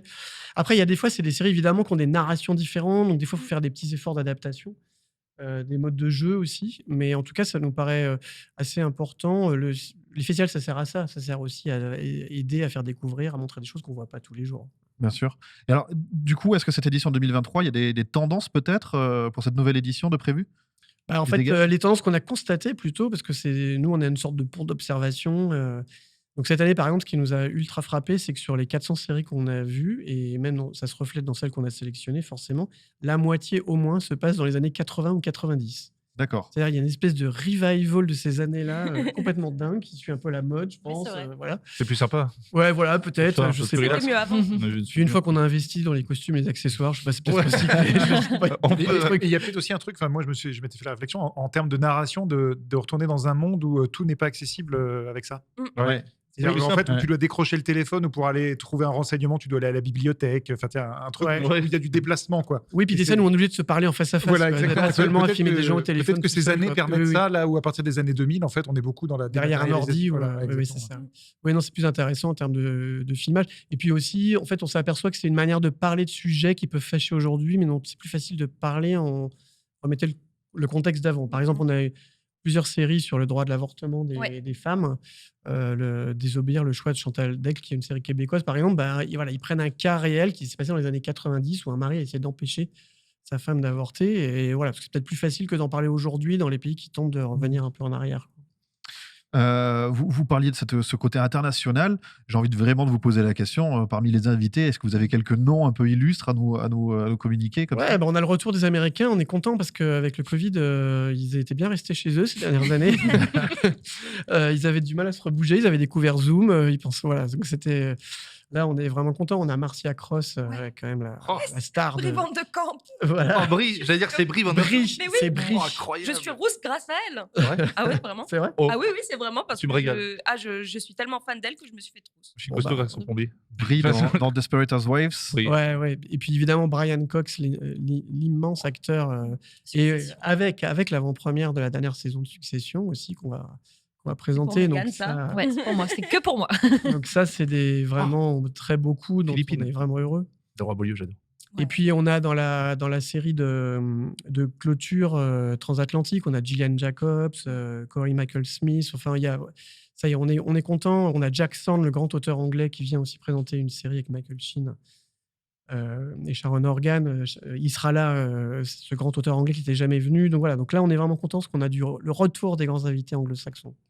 Donc une édition 2023 qui se profile quand même comme un bon cru. Oui, et puis sans parler des Français, là, tous les Ah oui. Français sont là. En plus, ce qui est intéressant, c'est que maintenant, il y a vraiment une fusion cinéma-série en France. Donc, on va de Clapiche à Cécile de France, C'est plus un gros mot. à Philippine Leroy-Beaulieu, là, qui est la parisienne dans Emily in j'adore. Paris, Ouais, qui va être en ça. masterclass. Et il me semble qu'il y a un acteur de Alice in Borderland aussi qui est parmi des Ah ouais invités. Voilà, alors la grande Ouais, surprise, c'est voilà. Mais non. Tomohisa Wow. je vais encore dire mal son nom. Bon, on l'a. Tomohisa Yamashita. Ah oui, pour la Tomohisa petite Yamashita, voilà, monsieur tout Yamashita nu qui était de la partie tout nu deux. dans Voilà. la saison 2 de T'en Alice in souviens Borderland, qui est une star de la pop au Japon aussi, qui est acteur, tout ça, et donc qui est dans Les Gouttes de Dieu, l'adaptation d'un manga dont on va présenter la première mondiale, une coproduction entre la France et le Japon, peu inédite, que Apple va distribuer en premier. Ah, génial. Et il vient pour une masterclass sur sa carrière avec des gens qui font un reportage sur lui qui viennent à Lille, et on va avoir la première mondiale de la série aussi. Voilà, donc il y a Ah, du beau monde. Merci. Je me tourne un peu vers toi, Mélanie, parce que c'est vrai qu'on t'a un peu laissé de côté là depuis que tu étais arrivée. Yeah. Mais on connaît la chroniqueuse, on connaît la youtubeuse avec ta chaîne La Manie du cinéma. Là, tu vas être reporter réseaux sociaux. Tu vas faire quoi au festival? En fait, depuis quelques années, Sérimania réalise des vidéos pour leurs réseaux sociaux. Il y a une quotidienne qui est présentée par Lo Howard, qui fait un petit peu un récap de tout ce qui se passe dans la journée. Et moi, en fait, je vais faire un petit peu le côté plus donc réseaux sociaux, format vertical, donc pour l'Instagram et le TikTok de Sérimania. Et en fait, on va avoir plusieurs petits programmes mais beaucoup en interaction, donc que ce soit avec le public, donc avec des petites questions au public. Donc n'hésitez pas, si vous êtes à Sérimania, à venir me voir. Voilà, la fameuse rousse qui n'est pas Brévente de Camp, malheureusement. Qui Mais viennent pas voir l'autre. Hein. voilà, c'est ça. Vous pouvez Ne aussi trompez essayer, pas. mais... C'est vous. Et justement, pour un peu tester aussi vos connaissances en série. Et je vais aussi avoir la chance de réaliser des interviews, justement, de tous ces castings assez dingues. Et justement aussi, ce qui est important pour nous, c'est qu'il y a justement cette cohésion aussi avec le public. Donc, pour les questions, on va avoir aussi à Sérimania, il va y avoir les fan clubs. Donc, pour toutes les séries, un petit peu Demain nous appartient, Scam, ce genre de choses, il va y avoir tous les castings qui seront là. Et en fait, je vais venir prendre les questions du public. Donc, en fait, c'est vous qui viendrez me donner vos questions pour que je puisse les poser après à ces castings-là. Et c'est vraiment, en fait, je vais être un peu en mode interaction constante avec le public, les talents qui seront présents. Et voilà, essayer de réaliser des petits trucs un petit peu fun. Voilà. C'est ta première participation au festival ou tu y allais déjà avant? J'y suis déjà allée l'année dernière pendant 2 jours. J'avais été invitée justement par Sérimania l'année dernière pour voir un peu à quoi ça ressemble. Et je crois qu'au bout de 2 heures que j'étais là, j'ai dit bonjour, est-ce que je peux venir travailler pour vous l'année prochaine? J'ai adoré. L'ambiance est superbe. Effectivement, que ce soit les projections. Déjà, juste projeter des séries. Déjà, ça c'est cool, c'est qu'on peut découvrir des séries sur grand écran. Et vraiment, avec des gens, des vrais gens. avec des vrais gens, et les gens réagissent. Enfin, vous-même, vous savez, j'aime la salle de cinéma et c'est quelque chose vraiment que je défends. Mais là, pour découvrir une série, en plus, les 2 premiers épisodes, souvent, donc ça tisse, ça donne envie vraiment. C'est super. Tout ce qui est montré est super intéressant. On va pas se mentir aussi, il y a des soirées qui sont géniales. Oui, on est quand même à Lille. Hein, donc, L'accueil des Lillois est et très des bien. Lilloises. Venez les manger un invités. bon Welsh. Alors, je vais goûter. J'avais jamais goûté encore, donc je vais goûter pour la première fois cette année. Moi, je suis plus moule frite à Lille. Mais c'est vrai que... Et puis, pouvoir rencontrer aussi des talents. Enfin, Brian Cox, j'ai pas regardé Succession, pas encore. Sinon, je vais me faire taper par Meghan. Mais j'ai pas encore regardé, mais je sais qui il est. Et juste pouvoir assister à une masterclass d'un D'acteurs de ce géant niveau. comme ça, enfin... Il n'y a que dans ce genre de festival qu'on peut voir ça. Et comme, Vas-y, non, comme tu dis, c'est vrai que j'ai l'impression d'un point de vue extérieur que les festivals comme ça, c'est souvent, on met souvent la lumière sur les films, souvent des films, festivals de films, et souvent les séries, c'est un petit peu mis de côté. Et là, pour une fois, c'est l'occasion, comme tu dis, déjà de voir un petit peu sur grand écran et vraiment de mettre la lumière et que les stars soient vraiment les séries plutôt que les films. Et ça, je trouve ça, en tout cas de moi, qui suis pas très connaisseur de festival, ça a l'air d'être assez rare en tout cas. Et du coup, c'est bien ce genre de festival. Une exception, vous nous disiez. Oui, c'est une exception. On n'est pas si nombreux, les festivals de séries. Il y en a Surtout, pas souvent, il y a beaucoup. des festivals un peu audiovisuels, larges, où ce sont plutôt des marchés professionnels. Ouais, voilà. Et on est un peu le seul à avoir plus les deux, avec un vrai marché spécifique. Parce que pendant les 3 jours, il faut dire, ça s'appelle le forum professionnel. Ça, c'est à côté, il faut être accrédité, pro. Mais là, on va recevoir, je crois qu'il y a 3500 accrédités de plus de 60 pays qui viennent. Ah ouais. Donc, ça fait vraiment du monde. Pour que tout le monde comprenne, c'est donc un peu le behind closed door, c'est le côté un peu B2B, c'est du business to business. Oui. C'est là où des gens qui ont des chaînes de télé ou des plateformes de diffusion viennent voir des créateurs de séries et essayer de se disputer les droits, en fait, c'est ça? Oui, c'est ça. Et nous, on a il y a toute une autre équipe que la mienne qui s'occupe de ça, mais on sélectionne des projets, par exemple, de séries qui cherchent de l'argent, de la coproduction, et donc ils viennent le pitcher, comme on dit à l'oral, devant des salles de 500 personnes où il y a des producteurs, des diffuseurs du monde entier, et après il y a des rendez-vous. Voilà, donc on essaye d'être... de toute façon, on a une baseline qui s'appelle là où naissent les séries. C'est-à-dire que c'est aussi bien quand elles sont terminées pour leur lancement avec ces fameuses premières pour le grand public, ou alors même quand elles sont en train d'être écrites ou elles recherchent de l'argent dans la partie pro. Donc il y a tout ce côté de prescripteur de séries de demain. Il y a les prix, les récompenses des séries actuelles. Il y a ce côté festif avec les projections, etc. j'ai envie de vous dire, vous, quel est le moment que vous attendez le plus là, de cette édition 2023 ? Est-ce qu'il y a un moment phare sur lequel vous avez mis beaucoup d'espoir, que ce soit peut-être du côté organisation ou juste du côté couverture ? Moi, j'avoue que c'est pouvoir interviewer aussi des personnes que j'admire, hein, il y a Hugo Bardin / Paloma, qui est une drag queen, qui sera là pour parler justement du style dans les séries, faire une masterclass là-dessus et c'est mon héros et j'ai très, très envie de pouvoir le rencontrer et parler séries avec lui donc Il est dans un de nos 2 jurys, Oui. donc sous le nom de Hugo Bardin. C'est Et ça. De temps en temps, il sera Paloma, notamment à l'ouverture. mais Et ça, tu pourras le voir. Ah oui, c'est ça! Et oui, non, après, nous, chaque séance est importante quand on a organisé Oui, l'événement. vous ne pouvez pas avoir de... Ouais, non, après, l'ouverture, c'est toujours un très grand moment, très stressant à organiser. Oui, parce qu'il y a des tapis rouges aussi, il faut quand même Oui, le dire. voilà, il y a des C'est ça, tapis en fait, rouges. c'est Qui dit les interviews projection, sont dit sur tapis tapis rouge, rouge, ouais. etc. En fait, pour dire, on est dans plusieurs salles de cinéma. On est à l'UGC, au cinéma Le Majestic, juste à côté. Et on est aussi au Nouveau Siècle, qui normalement est une salle de concert plutôt classique. Et qui fait 1300 places, et où il y a les ouvertures, la clôture et toutes les compétitions internationales avec ce jury présidé par Lisa Joy, la co-créatrice de Westworld. Et là, il y a nos 9 séries en compète qui sont là-bas avec du tapis rouge tous les soirs, en plus de l'ouverture et de la clôture. Ouais. Donc ça, c'est des séquences C'est les moments un importantes. petit peu... importantes. ouais. Et du coup, c'est un festival comme celui-là, donc ça s'étend un petit peu dans la ville, il y a des expos aussi, il y a pas mal de choses. Il y a une ambiance particulière. C'est quoi l'ambiance de Sérimania, si on devait la qualifier ? Bah, c'est vraiment, en fait, si je résume bien, c'est tout se passe au Tripostal, surtout. Enfin, en tout cas, une grosse Ça, c'est le partie se Village passe au Festival, Tripostal. ce qu'on appelle le Village Festival by Crédit Mutuel, parce qu'il faut quand même remercier nos sponsors. Bien Ah, c'est beau, faut Voilà, pas. non. Mais Et ça, c'est le lieu où on essaie de rassembler un peu C'est ça. tous les publics. Et cette année, surtout, on a travaillé. Il y a une très belle expo qui va avoir lieu sur les génériques Ouais. de séries, l'histoire des génériques de séries, une autre histoire des séries. On a appelé ça Don't Skip. Pourquoi ? Parce qu'effectivement, paradoxalement, les génériques n'ont jamais été aussi sophistiqués, mais on vous propose de les sauter sur les plateformes pour gagner du temps de visionnage. Donc, on a appelé ça Don't Skip. Et c'est Olivier Joyer des Inrocks qui nous a aidé à la monter. Et c'est une vraie histoire des séries qu'on va proposer à travers plein de génériques à regarder. Et surtout, on a obtenu des agences qui les font, des éléments de fabrication de comment ils sont arrivés au générique de Mad Men, par exemple, ou à d'autres génériques très mythiques comme Dexter ou d'autres. Mais c'est vraiment les essais qu'ils ont faits. Les expos du village. Enfin, moi, je me souviens l'année dernière, l'expo c'était sur les costumes de Une nounou d'enfer. Mais c'est impressionnant. Et vraiment, pour le coup, il y a plein aussi de petits moments de vie. Il y a, je me souviens, on pouvait aussi voir des séries avec un casque VR. Enfin, en fait, quand on y va, c'est aussi pour pouvoir partager, mais aussi vivre la série en elle-même. C'est vrai qu'une expo là sur des génériques, je suis ultra curieuse de voir à quoi ça va ressembler. Je pense que ça va être vraiment bien. Ça, c'est important pour nous. C'est un lieu vraiment très fédérateur où il y a aussi des espaces éducatifs très importants et plein d'ateliers où les familles viennent aussi. Toujours dans cette idée d'être vraiment très fédérateur. Et on a un nouveau lieu cette année, je voulais signaler, qui est le Théâtre du Nord, qui est sur la grande place magnifique de Lille, et où on a rassemblé tout ce qui est conférences et masterclass.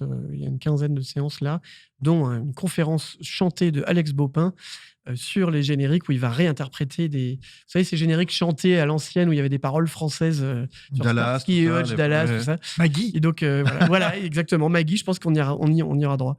Voilà, il va s'amuser à réinterpréter tout ça. C'est Bernard Minet des séries. Comment est-ce qu'on fait pour, si on veut assister au festival ? Vous l'avez dit tout à l'heure, il y a une plateforme, c'est serimania.com. Voilà. Et là, donc, on se positionne pour les expos, pour les projections. Comment Alors, ça se passe ? les expos, c'est en entrée libre au fil des flux. Tout ce qui se passe au Tripostal, vous pouvez venir sans réservation. Les autres séances, effectivement, il vaut mieux aller sur le site, aller dans l'espace participer, puis billetterie. Et là, vous pouvez réserver les séances de votre choix. Encore une fois, quand c'est marqué complet, venez au dernier moment. Vous pouvez essayer la queue sans billet. Et en général, si on vient un peu à l'avance, on rentre. Et puis par ailleurs, on a aussi depuis le Covid, on a créé une plateforme numérique qui, pendant le festival, ça s'appelle Sérimania Plus. Ça sera activé le jour de l'ouverture. Pendant toute la durée du festival, il y a la plupart des séries qui sont visibles par tous les gens qui ne peuvent pas venir à Lille. Les 2 épisodes sont montrés et aussi les conférences sont enregistrées et mises à disposition gratuitement pour le public avec une jauge limitée. Là aussi, il faut réserver des sortes de e-tickets un peu numériques. Mais c'est pour donner accès à tous ceux qui n'arrivent pas à venir à Lille aussi. Voilà. Donc ça, je vous encourage à y aller aussi pendant le festival si vous ne pouvez pas venir. Ça, c'est vachement bien parce que c'est un truc que le festival de Cannes Film n'a jamais réussi à faire, de se dire quelqu'un qui est bloqué à Brest, de même pendant juste le temps de la séance, d'arriver à faire profiter en e-cinéma des films de Cannes, parce que c'est vrai qu'à Cannes, on entend souvent parler de films qu'on voit pas tout de suite. Qu'on verra 6 mois Et après. c'est vachement 8 mois, bien, et c'est vachement bien d'avoir fait ça, je trouve. Ouais. Bah, après, bon, tous les ayants droit, c'est pas toujours d'accord. Oui, donc, après, c'est voilà, une on y question va, de mais droit et il y a énormément de choses à regarder, du coup, même de chez soi, si on peut pas venir. Mais j'encourage toujours les gens à faire le déplacement. Le déplacement, surtout qu'on est à 1 heure de Paris. L'île est vraiment au cœur de l'Europe. C'est bien l'île. C'est Lille, moi, c'est ma ville préférée de France. Donc allez-y, ne serait-ce que pour découvrir Et l'île. il faut y ils ont aller, des quoi. moules frites. Oh Donc on le rappelle, le festival Série Mania du 17 au 24 mars à Lille. Vous pouvez vous inscrire si vous comptez faire le déplacement sur le site seriemania.com, et il y a une plateforme Seriemania Plus. Je vois que vous avez pris l'appellation qui est dans l'air du temps. Il y a du plus partout. Au moins, c'est clair, on sait de quoi on parle. Donc une plateforme sur laquelle il y aura directement les projections qui seront pas toutes, en tout cas Pas la plupart. toutes. Et en fait, c'est pendant 48 heures après la première diffusion des épisodes. Il y a pendant 48 heures, normalement, une possibilité de regarder à distance les épisodes. Et pendant toute la durée du festival, les conférences, les masterclass sont enregistrées. Pareil, quand les gens sont d'accord. Et là, on peut les regarder. Il y a juste les extraits qui ne sont pas montrés pour des raisons de droit. Mais voilà, c'est juste, on peut entendre les gens parler. C'est vrai que d'aller au-delà de juste les projections et d'y mettre aussi les masterclass et de ce genre de choses, ça rajoute une vraie plus-value, je trouve, à cette plateforme qui est déjà en soi, comme le disait souligné Johan, une fort belle invitation pour toutes celles et ceux qui sont peut-être un peu plus loin ou qui ne peuvent pas faire le déplacement. Ouais. Donc voilà, Série Mania. J'en profite aussi pour rappeler à celles et ceux qui nous regardent que l'émission de la semaine prochaine sera dédiée à Série Mania, avec des duplex notamment et pas mal de retours sur vos thèmes forts de l'année. Donc voilà, ne ratez pas No Spoil la semaine prochaine, qui sera quasiment dédié entièrement au festival Série Mania. Si vous aviez un mot pour inciter quelqu'un, tous les deux, qui hésiterait là, vous l'avez quasiment conquis ou conquise, qu'est-ce qui manque là? Un petit mot pour le faire venir sur festival. Venez. C'est À part moule frites, c'est ça? Il y a des fêtes aussi, hein, si on veut faire la fête. Ouais. On ouvre avec une partie Combini avec Kiddy Smile et plein d'autres. Ah ouais, non, mais...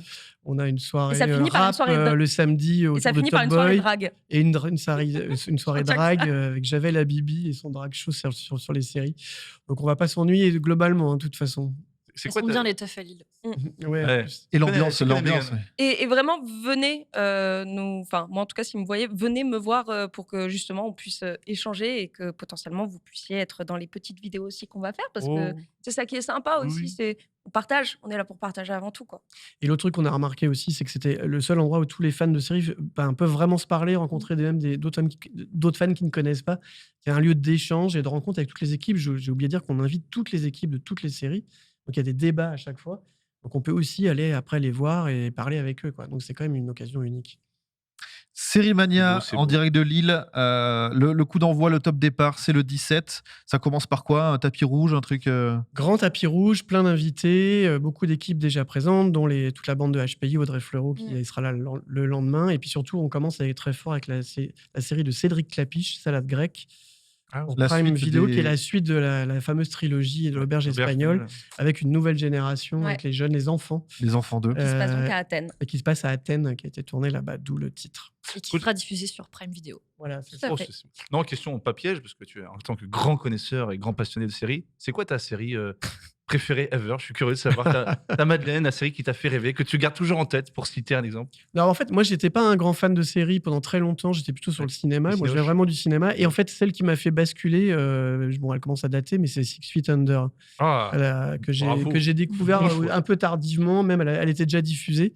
Et je me suis dit, mais là, vraiment, il se passe un truc. Avec l'acteur de Ouais, Dexter, Michael C. Hall. Pas Cyril, je confonds Cyril qui ça n'a rien à voir. Non, je trouvais que cette série était assez incroyable et elle m'est restée en tête forcément comme toutes les premières fois, on ne l'oublie jamais. Bien sûr. Frédéric, Mélanie, merci à tous les deux d'être venus nous raconter, nous vanter tout ce festival. Je vous remercie, je vous souhaite un bon festival. Merci. Nous, on se retrouve pour en parler la semaine prochaine.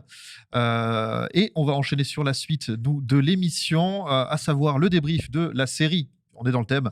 The Last of Us. On se retrouve juste après cette bande-annonce.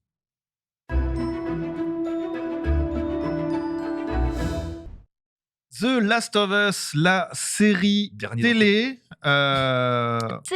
Télé. Voilà, tirée du jeu vidéo du même nom, hein, The Last of Us. Jeu moult fois primé. Je crois même que The Last of Us Part 2 est l'un des jeux les plus primés de l'histoire et le jeu le plus primé de l'histoire des jeux vidéo. C'est pas Elden Ring qui est passé justement devant? Alors non, Non, au niveau des. Pas les mêmes prix, c'est ça? ouais, ils sont juste derrière. Avec il y a Witcher 3, Elden Ring Ouais, c'est ça. mais c'est Last of Us, je crois qu'il y a encore dedans. Encore devant, pardon. Last of Us, donc jeu moult fois récompensé, moult fois abordé, plusieurs remakes, des upscales et des vrais remakes. Mais on laisse les jeux vidéo et les pixels de côté pour l'instant et on se concentre sur la série, donc qui est co-réalisée par Craig Mazin, qui avait fait Tchernobyl, et par Neil Druckmann, qui est juste le réalisateur des jeux. Voilà. 9 épisodes. 9 épisodes. Et j'ai envie de vous demander, pour commencer déjà, est-ce que vous avez aimé cette série? Est-ce que vous avez joué au jeu? Mégane. Les questions. Tiens donc. TF1. Est-ce toi. que tu as joué au jeu, Mégane? Oui, j'ai joué au jeu plusieurs fois. Pour le premier, j'ai toutes les versions, remastered, remake, etc. Donc j'ai joué sur PS3, PS4, PS5. Et c'est un jeu que j'adore. En tout cas, c'est une franchise vidéoludique que j'adore parce qu'il y a la partie 2 aussi. C'est un jeu qui m'a énormément bouleversée, qui m'a beaucoup marqué, vraiment. J'ai beaucoup pleuré devant ce jeu, j'ai beaucoup jeté ma manette devant ce jeu. Je me suis beaucoup remise en question aussi devant ce jeu parce qu'il y a énormément de thématiques et de réflexions qui sont au cœur de cette œuvre, qui sont vraiment passionnantes et vraiment fascinantes et qui, du coup, étaient un matériau vraiment intéressant pour une série ultra narrative et ultra magnifique visuellement en tout cas. Donc j'attendais cette série de pied ferme, vraiment, depuis longtemps. Je pense que j'ai saoulé tout le monde à la rédac d'Allociné. T'as tout vu avant nous. Oui. Excuse-moi. Non, il dit une accusation, t'as tout vu. Oui, t'as tout vu. Ouais. Oui, non, mais pour dire vraiment, je pense que j'ai vraiment saoulé tout le monde avec ça. Mais du coup, oui, j'ai beaucoup aimé. Beaucoup. Avant de te poser la même... C'était pas sans défaut. Non, mais on va y revenir. Voilà, mais dans l'ensemble, j'ai vraiment beaucoup aimé. Avant de te poser la question, Juliana, je précise qu'un sondage sur le chat vous demande alors, The Last of Us, est-ce que c'était trop bien? Est-ce que c'était cool? Est-ce que c'était bof? Est-ce que c'était nul? Ou est-ce que c'était pas vu? Du coup, pour l'instant, on a 44% pour trop bien et 34% pour cool, sinon c'est pas vu. Voilà. 0% en nul. 0% en nul actuellement sur les votes. Pour l'instant. Pour l'instant. Oh. Et là, je te pose la question. Et oui. Est-ce que, donc je la rappelle, Eh bien, est-ce que tu as aimé la série? Est-ce que tu as joué au jeu? Alors, je vais commencer par la deuxième question. Est-ce que j'ai joué au jeu? J'avais commencé à jouer au jeu, mais il faut savoir que moi, je ne suis pas très à l'aise avec le joystick, la caméra, les trucs comme ça, la visée.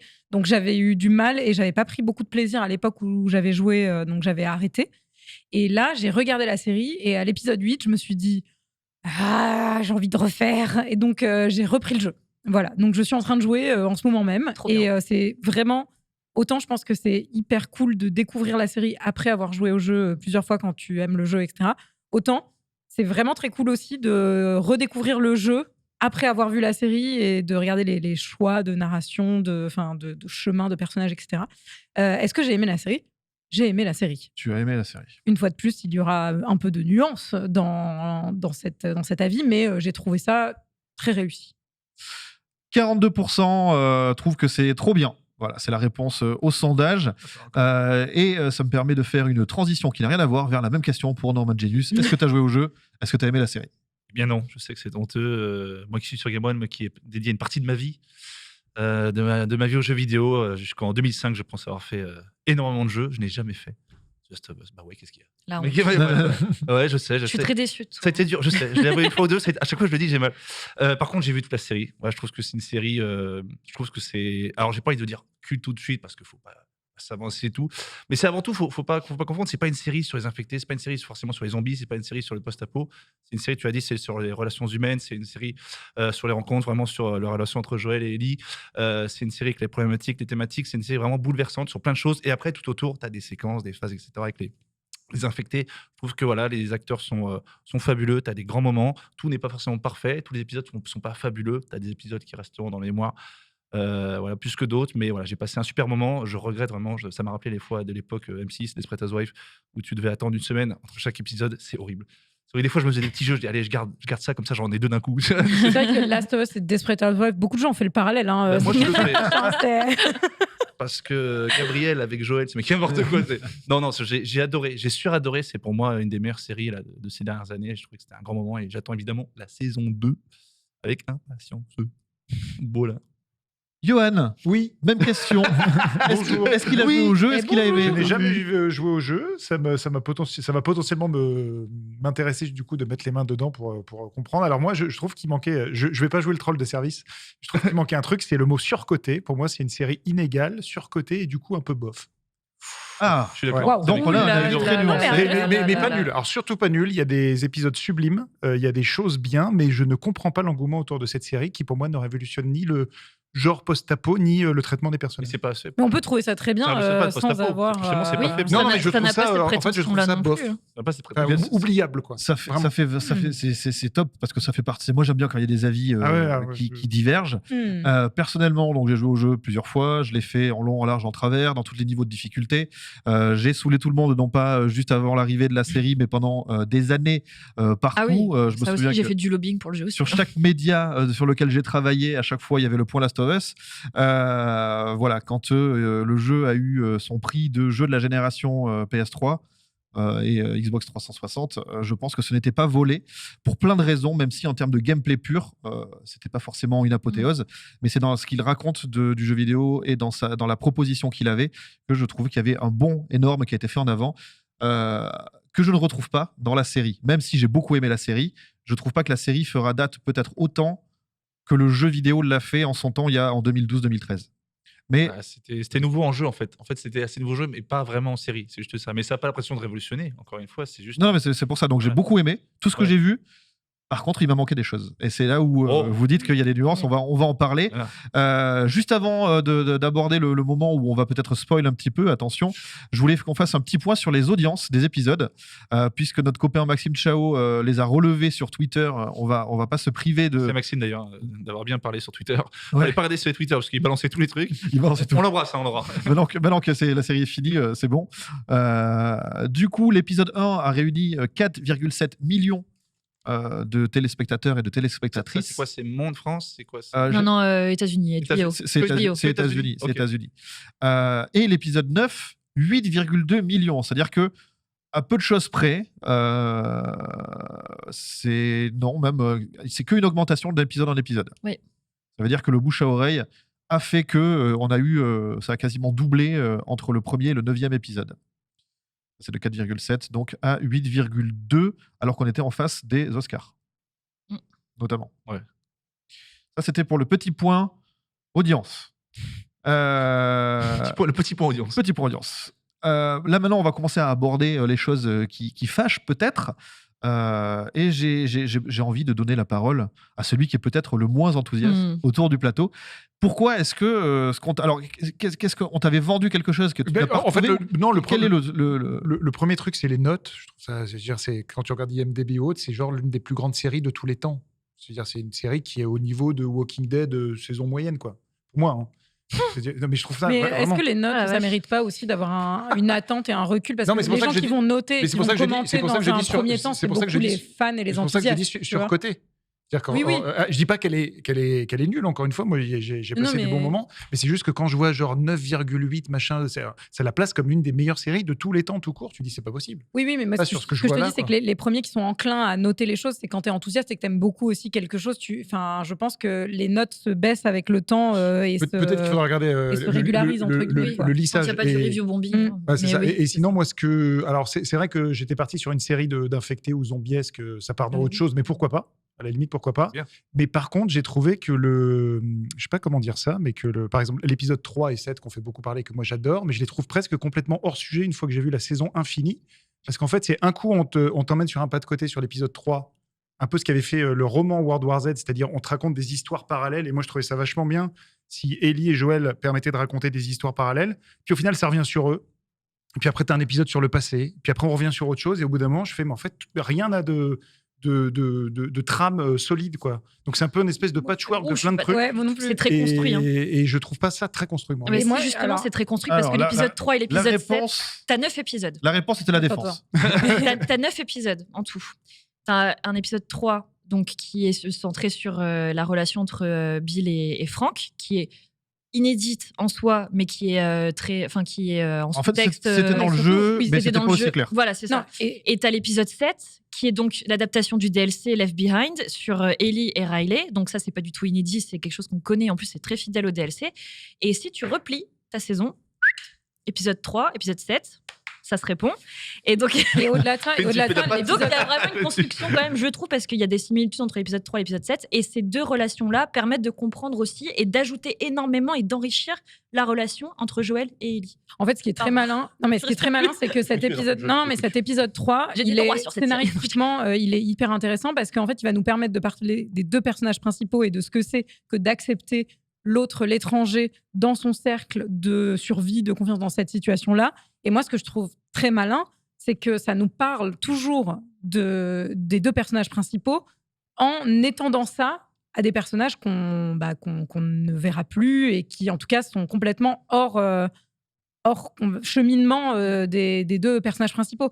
C'est là où je trouve ça malin et pour moi, ça part pas dans tous les sens. C'est que chaque bottle épisode, comme on appelle ça, est au service de l'intrigue et de la relation des personnages, je trouve en tout cas. Et même pas que les bottle épisodes, parce que même les autres relations sont au service de la relation principale entre Joël et Ellie, la relation entre Joël et Tess, la relation entre Oui. Ellie et Tess, la relation avec Sam et Henry, les pauvres. Paradoxalement, Tout nourrit la relation entre c'est trop court. Joël et C'est-à-dire Ellie. qu'à chaque fois, tu vois, quand Sam et Henry, on peut spoiler. Ah bah, il y a Oui, c'est oui. écrit. hein, Voilà, on peut- quand Sam et Henry meurent, je Ouais. n'en ai strictement rien à faire. C'est-à-dire que je n'ai même pas eu Alors, le temps de m'attacher à ces personnages-là, en fait. T'as pas de cœur. Mais non, mais c'est Non, en mais fait, au-delà de ça, en fait, c'est sur un au-delà temps de ça, trop court. C'est Moi, ça que je trouve je bizarre. pense que ça peut faire partie des nuances et des défauts. C'est que moi, je trouve que parfois, on va trop vite sur les choses. En fait, c'est ça. Et certes, il y a des bottle épisodes qui sont vraiment très très chouettes. Et c'est pas forcément d'ailleurs mes préférés. Enfin, moi, j'ai beaucoup aimé l'épisode 3, mais moi, l'épisode 8, par exemple, m'a beaucoup bousculé. Et c'est d'ailleurs pour ça que je me suis mise à jouer au jeu. Parce que je me suis dit, putain, il est vraiment dur cet épisode, il est incroyable. J'ai envie de revivre ça d'une autre façon, enfin, de voir ce qui m'amène à cet endroit-là et comment vont les personnages, comment survivent les personnages à ce qu'ils subissent. Mais au-delà de ça, je trouve qu'il y a vraiment, parfois, on reste un peu sur notre faim et il y a des moments où les actions sont rushées, il y a des moments où on prend plus le temps de se poser. Enfin, je pense au pilote, par exemple. Et moi, j'avoue que le pilote, je l'ai trouvé très classique et on prend le temps sur des choses. Et Poser les bases. voilà, Ouais, et il se trouve que oui, on va avec sa fille, contrairement aux jeux vidéo, quand elle va faire réparer sa montre, les trucs comme ça, t'es un peu avec elle parce que on te prépare au fait qu'il va la perdre et t'es obligé scénaristiquement de créer cette espèce de connexion avec le personnage pour pas que t'en aies rien à foutre si elle meurt 45 minutes après, quoi.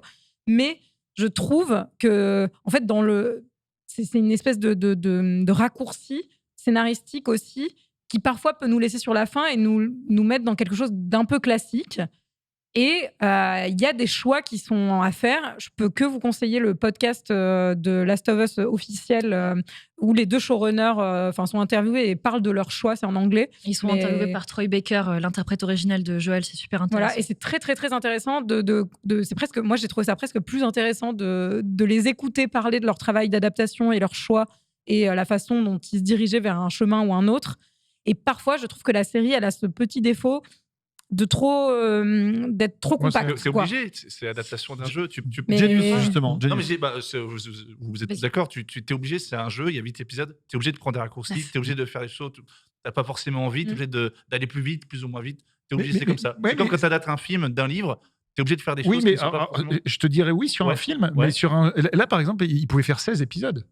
Bah non, Pourquoi en parce faire que parce 9 qu'à mon avis, le ou à la traitement- fin tu termines en disant Parce que le traitement de la saison 2 sera peut-être différent, et encore une fois, il y a que 2 jeux, tu vois, on sait La pas. saison 2, on en parlera à la fin. J'en Oui, ai, oui. j'en ai parlé à Megan ce matin, mais par exemple, je sais qu'il y a eu tout un truc émotionnel autour du dernier, en tout cas de ce qui se passe dans le dernier Dans le dernier épisode, épisode. mais lié notamment quand on a joué. C'est très fort. Moi, en le regardant, j'ai pas du tout ressenti ça. T'as pas la même. En gros, le choix moral qu'il doit faire. Ouais. Et je trouve que Interstellar, sur à peu près le même choix moral, l'a traité sur un film. Oui. C'est-à-dire que en gros, c'est un gars qui dit soit tu condamnes l'humanité, soit tu restes avec tes enfants. Et lui, il décide de faire le choix inverse de Joël. Et de tuer tout Et le ben, en monde. fait, j'ai beaucoup plus pleuré sur Interstellar, qui pourtant a moins de temps. Là, ils ont eu 9 heures. Et au bout de 9 heures, en fait, je me fais, ouais, je m'en fous qu'ils butent les. Ouais, mais médecins. moi, j'ai- Et- Non, moi, ça m'a touché. Moi, ça m'a touché. Et le fait qu'à la fin. Mais peut-être parce que vous avez joué, peut-être. C'est-à-dire Moi, que j'ai là, pas là, joué. moi, Mais il a je pas me- joué, moi, Genius. moi, je me Il a place pas d'un point de vue joué. de quelqu'un qui n'a pas joué. Dis-toi, Je me disais, dans le bon, jeu, t'as la manette en main. Mais t'as des enfants Ouais. pourtant. Non, mais surtout qu'en fait, à la fin, tu vois, il a fait bah, tout ça. il ouais, a fait- mais peut-être la manière dont ils l'ont filmé, c'est-à-dire que moi, même si la survie de l'humanité est en jeu, je laisse pas mes enfants à des médecins qui ont des gants dégueulasses. Enfin, je veux dire, en fait, on a l'impression que c'est des médecins de foire et que, en fait, c'est les lucioles. Pour moi, c'est des faux gars. je suis pas d'accord. Il n'y a pas une seule fois où j'ai cru que les lucioles, c'était des gens qui pouvaient changer le monde. Donc, il y a peut-être ça qui a raté. Ah, moi, je suis pas d'accord. Le moment, du coup, pardon, c'est avec spoiler, mais le moment où il Ouais. met une balle dans la tête du chirurgien, Ouais. il y a quelque chose qui se crée Ah, quand moi, même dans pas la du tout. série. Ah, C'est-à-dire que tu es à la salle d'opération, tu fais Moi, attends, tu non, dis tu laisses pas vraiment, tes c'est enfants dans au-delà les de mains ça. de Je ces suis pas gens-là. sûre que Ça me les paraît logique. chirurgiens dans le Mais monde oui, mais- désinfecté, ils courent les rues. Enfin, je suis pas sûre qu'on retombe sur un autre chirurgien de sitôt, au-delà même de retomber sur Ah non, une autre je- Oui, élite. c'est intéressant, tu vois, le fait. Oui, mais on est il y a dans un un monde basculement, post-apo, quoi. pas Ouais. tout technologie, Non, tout bien sûr, mais ultra-futuriste. On est dans un truc où moi, c'est on vraiment est pas la à dèche, Necker, quoi. hein. On fait avec les moyens du bord. Bien que Vraiment. j'étais étonnée que l'ascenseur fonctionne dans cet épisode parce Oui. qu'il y a un moment où il descend avec elle en ascenseur. Ah oui, je fais, mais Qu'ils bon. le prennent. Oui, mais Ah. l'ascenseur, c'est important. Il le prend parce qu'il est quand même, c'est le bordel. Il prend Oui. un ascenseur comme ça avec le truc. Non, mais c'est vrai que quand Mais- il tue le chirurgien, tu te dis, là, il s'est passé quelque chose dans la tête de Joël et dans le personnage de Joël.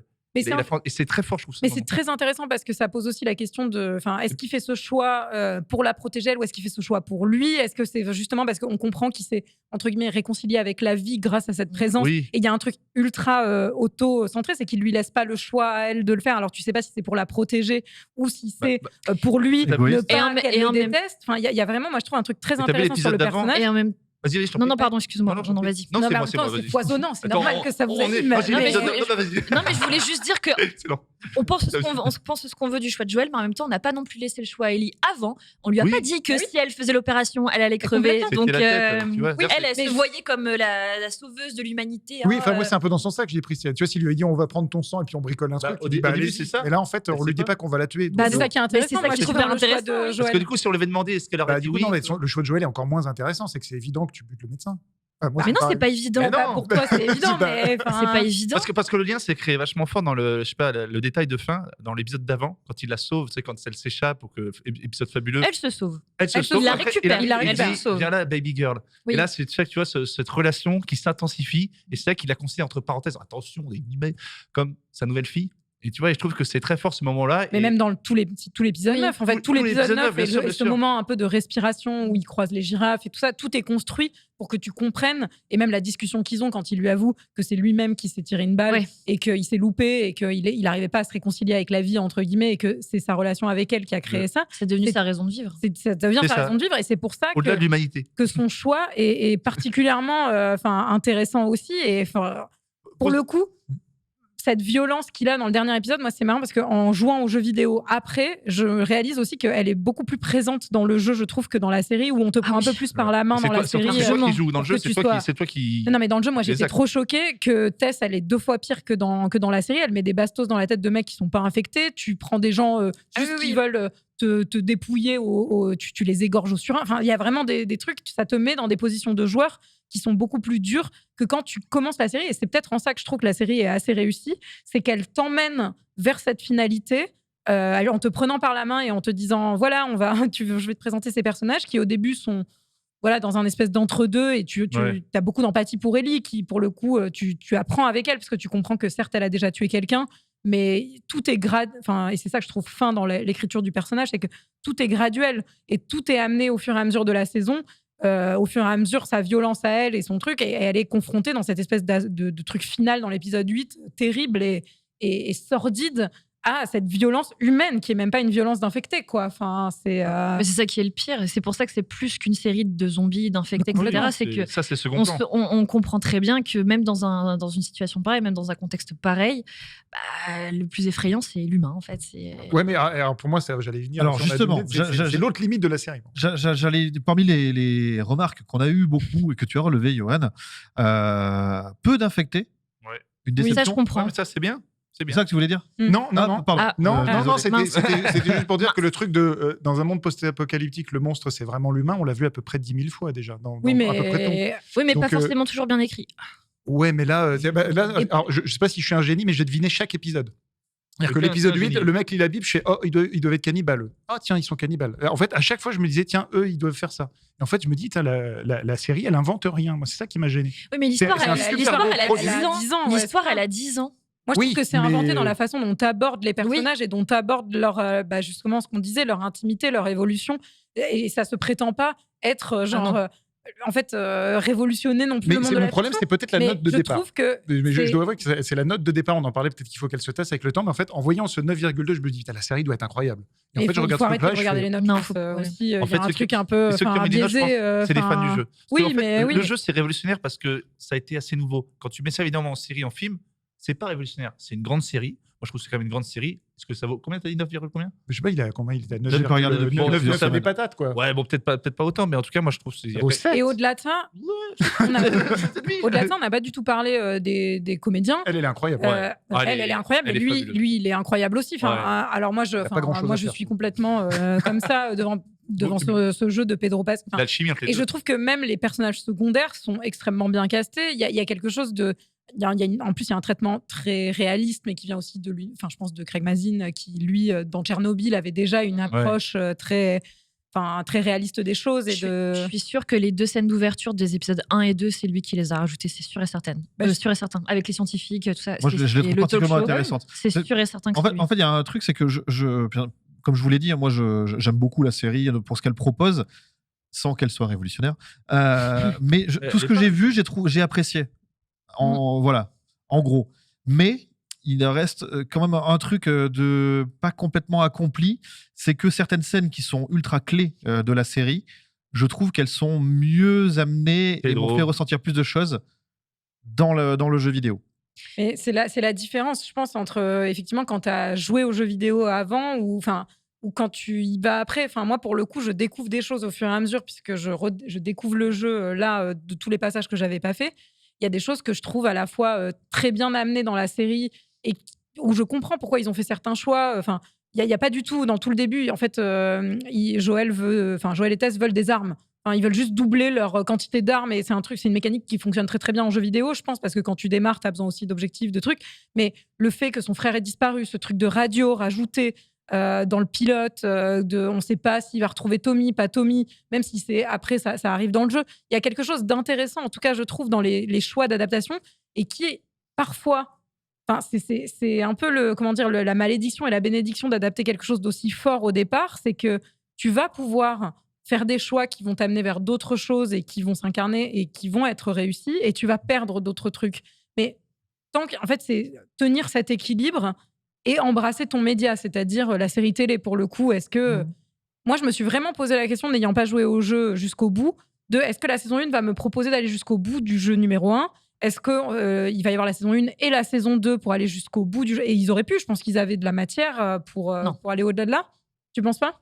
Le jeu en 2 saisons, non. Le premier jeu, tu le finis entre 15 et 18 heures, un peu moins de 20 heures. Allez, si tu fais du 100%, je pense.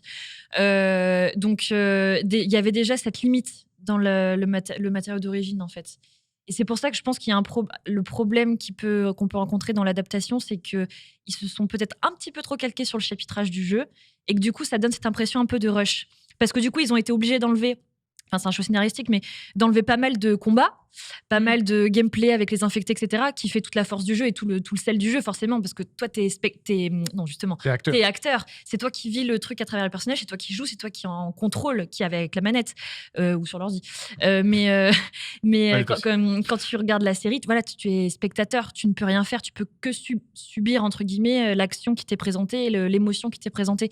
Donc, du coup, c'est 2 expériences totalement différentes. Donc, je pense qu'il fallait vraiment ancrer dès le début que la série n'allait jamais jamais pouvoir surpasser le jeu. Jamais. C'est Là, impossible. En fait, Elle peut essayer de toucher un petit peu au firmament, mais elle n'aurait jamais pu dépasser le jeu, je pense. Donc, du coup, c'est ce problème-là, je pense, de temps, de chapitrage. Et je pense vraiment que pour avoir tout l'ensemble de The Last of Us, il faudra peut-être la juger dans son entièreté, parce que le deuxième jeu, beaucoup plus fort, plus long, plus complexe, plus rageant, plus difficile émotionnellement. Et je pense que quand on aura vraiment tout l'ensemble de The Last of Us en série, là, on en reparlera, je pense. je suis d'accord, mais là où je rajouterais juste un truc, c'est que l'adaptation sur le média série te permet aussi d'aller explorer des choses qui n'étaient pas forcément sûr. dans le jeu. Et c'est là où je te dis peut-être qu'on aurait pu allonger un petit peu cette saison, c'est que tu aurais pu aussi aller, comme on l'a fait d'ailleurs en choix dans l'épisode 3, aller raconter la vie d'autres Ah ouais, personnages. c'est ça qui est Tu intéressant. peux aller raconter la vie de Marlène, ou t'as quand même pas mal de choses qui ont été rajoutées. Et d'ailleurs, je pense que la scène rajoutée qu'il n'y a pas dans le jeu de l'accouchement, du dernier épisode en est aussi un exemple. Peut-être qu'il y avait quelque chose à faire un peu plus volumineux et un peu plus dense dans l'objet série, d'aller chercher d'autres choses ou d'autres persos pour ajouter de la matière. Mais ça faisait un choix de rajout. Ouais. Et c'était aussi le risque de ne pas être...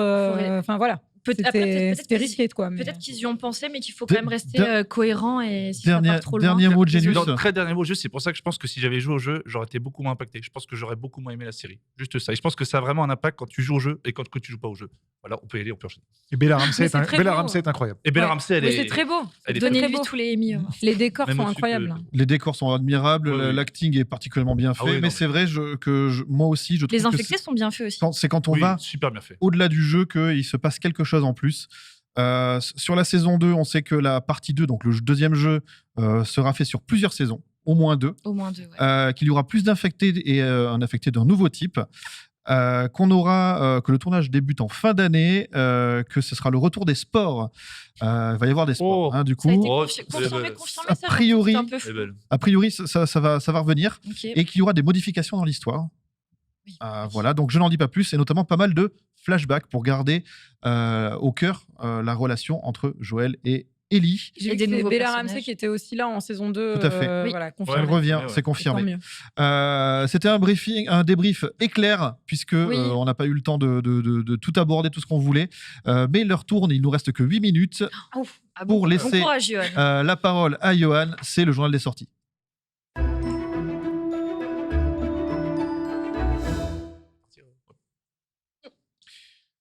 On commence tout de suite au cinéma. 5 incontournables. Le premier s'appelle 65 La Terre d'avant, porté par Adam Driver, par les scénaristes de Sans un bruit. C'est l'histoire d'un pilote et d'une jeune femme qui s'écrasent sur une planète inconnue. Pas de bol, c'est la Terre. Il y a 65 millions d'années, il y a des dinosaures. J'aime ça.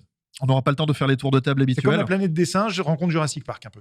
Ouais, ou Sur le Avec papier. Kylo Ren, quoi. Ouais. c'était quoi cette série avec une famille qui repartait dans le passé pour Feu Perdu dans l'espace. non Famille plus de la jungle. non plus Qui repartait dans le passé.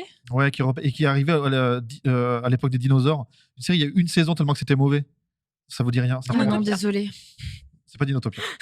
Désolé. Johan, on enchaîne. Je suis sur je sais pas, entre 2 et 3 parce que je me dis qu'est-ce qu'Adam Driver. On aime bien Adam Driver, donc ça doit pas être naze. Donc allez 3. Terra Nova, merci le chat. Ouais, j'ai vu la bande-annonce, ça a l'air très fun, mais en fait, les premiers retours sont pas terribles, donc ouais. ça m'inquiète un peu. Ouais, moi, j'ai une théorie sur le twist final du film, mais j'ose pas Ah. vous la dire. Mais je l'ai dit en régie tout à Les l'heure. dinosaures. Mais Moi, j'ai peur je que me ça demande fasse. si Adam Driver ne serait pas la raison de la fin des dinosaures sur Terre.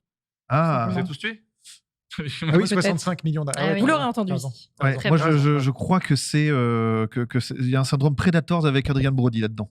On Je crois que c'est enchaîne. meilleur. Hein. Votre sortie, Johan. Nous avons toujours au cinéma un film qui s'appelle Crazy Bear, son titre original est plus rigolo, Cocaine Bear. Mais pourquoi ils ont changé le titre Peut-être que la changer le cocaïne n'existe pas chez nous, voyons. Voilà. Ouais, bien sûr. Et donc, C'est arrêté à la frontière. C'est l'histoire d'un ours qui trouve des sacs de cocaïne dans la forêt puisqu'un trafiquant s'en est débarrassé, qui les ingurgite et qui devient la pire machine à tuer pendant quelques heures. C'est une histoire C'est vraie. pour moi aussi, Enfin, ça. pas Mais- le côté machine à voilà, tuer, inspiré mais... d'une C'est histoire, d'un fait Oui, divers c'est une vrai, histoire pas le vraie, côté massacre, mais le côté ours qui a ingurgité de la coke. ouais. Donc, Dans les années 80. Signé par Elizabeth Banks, qui était très drôle aux Oscars avec un ours à côté d'elle. Donc, c'était donc, d'accord. voilà, c'est pour donc, ça. rien que pour ça, je lui donne un truc. Je comprenais pas la vanne, la vanne de l'ours. Ça a l'air trop Ah oui, drôle. c'est pas Ça a des l'air trop étoiles, bien. en fait. Non, Depuis tout à c'est l'heure, pour je donne ça. des notes, mais n'importe quoi. Non, sur Apple TV+. On est très content parce que c'est la saison 3 de Ted Lasso. Ah. Peut-être sera-ce la dernière, peut-être sera-ce pas la dernière. On ne sait pas. En tout cas, on est content Ils ont de pas dit que ces. c'était la dernière. Ben, on C'est on pas n'est pas sûr. officiel. On est content du retour de ces épisodes de cette série. Si vous ne l'avez pas vu, une Je série l'ai qui commencé. fait du bien. C'est trop Je bien. l'ai commencé. Une série qui fait du bien. Je l'ai commencé. C'est pas mal, sauf Voilà. les scènes de foot. Mais Voilà. Mais ça ne parle, voilà, c'est une série qui Ça ne ne parle parle pas pas qu'aux footeux. Mais oui. autant pas important. les montrer du coup. Oui, c'est vrai, peut-être, Voilà. peut-être. Sur Oui, mais Netflix. Football is Life. Sur Oui, Netflix, ça- il y a un film qui s'appelle Le Roi des Ombres. C'est un film qui a été imaginé par Caris, le rappeur, Oh, on voit sur Caris. l'affiche. Voilà, et c'est l'histoire de deux demi-frères qui se retrouvent opposés dans le cadre d'un conflit. Et c'est donc, et on retrouve au-delà de Caris Alassane Diong, qui était le comédien qui joue le fils de Omar Sy dans Tirailleurs. Ah. Voilà, et qui est, en tout cas, ce qu'il fait dans Tirailleurs est assez intéressant. Donc, de voir l'opposition des deux peut être intéressant. C'est sur Netflix. Et pour terminer sur Disney+, parmi nos 5 incontournables, nous avons L'étrangleur de Boston, film porté par Keira Knightley et Carrie Coon, qui revient donc sur cette histoire vraie d'un tueur en série qui a tué plusieurs femmes dans le Boston des années 60, meurtrier de 13 femmes. Et donc, en fait, il y a eu plusieurs films déjà qui ont été faits sur le sujet. Et là, c'est vraiment un film qui se place du point de vue d'un tandem de journalistes qui va Ouais. tenter de comprendre qui se cache derrière ce tueur. Glaçant. Carrie Coon. Merci Johan pour ces Lève-toi. incontournables. Avant de faire le mais encore avec le reste des sorties, on va dire merci à Norman Genius. merci, Merci, à vous. Génius. Merci beaucoup. Au revoir, À les bientôt. amis. Tu nous as régalé. Genius qui Bah, file la famille. du côté du récap. Allez, on y va. Et on te dit à la semaine prochaine pour de bah, nouvelles aventures. Vous m'avez régalé.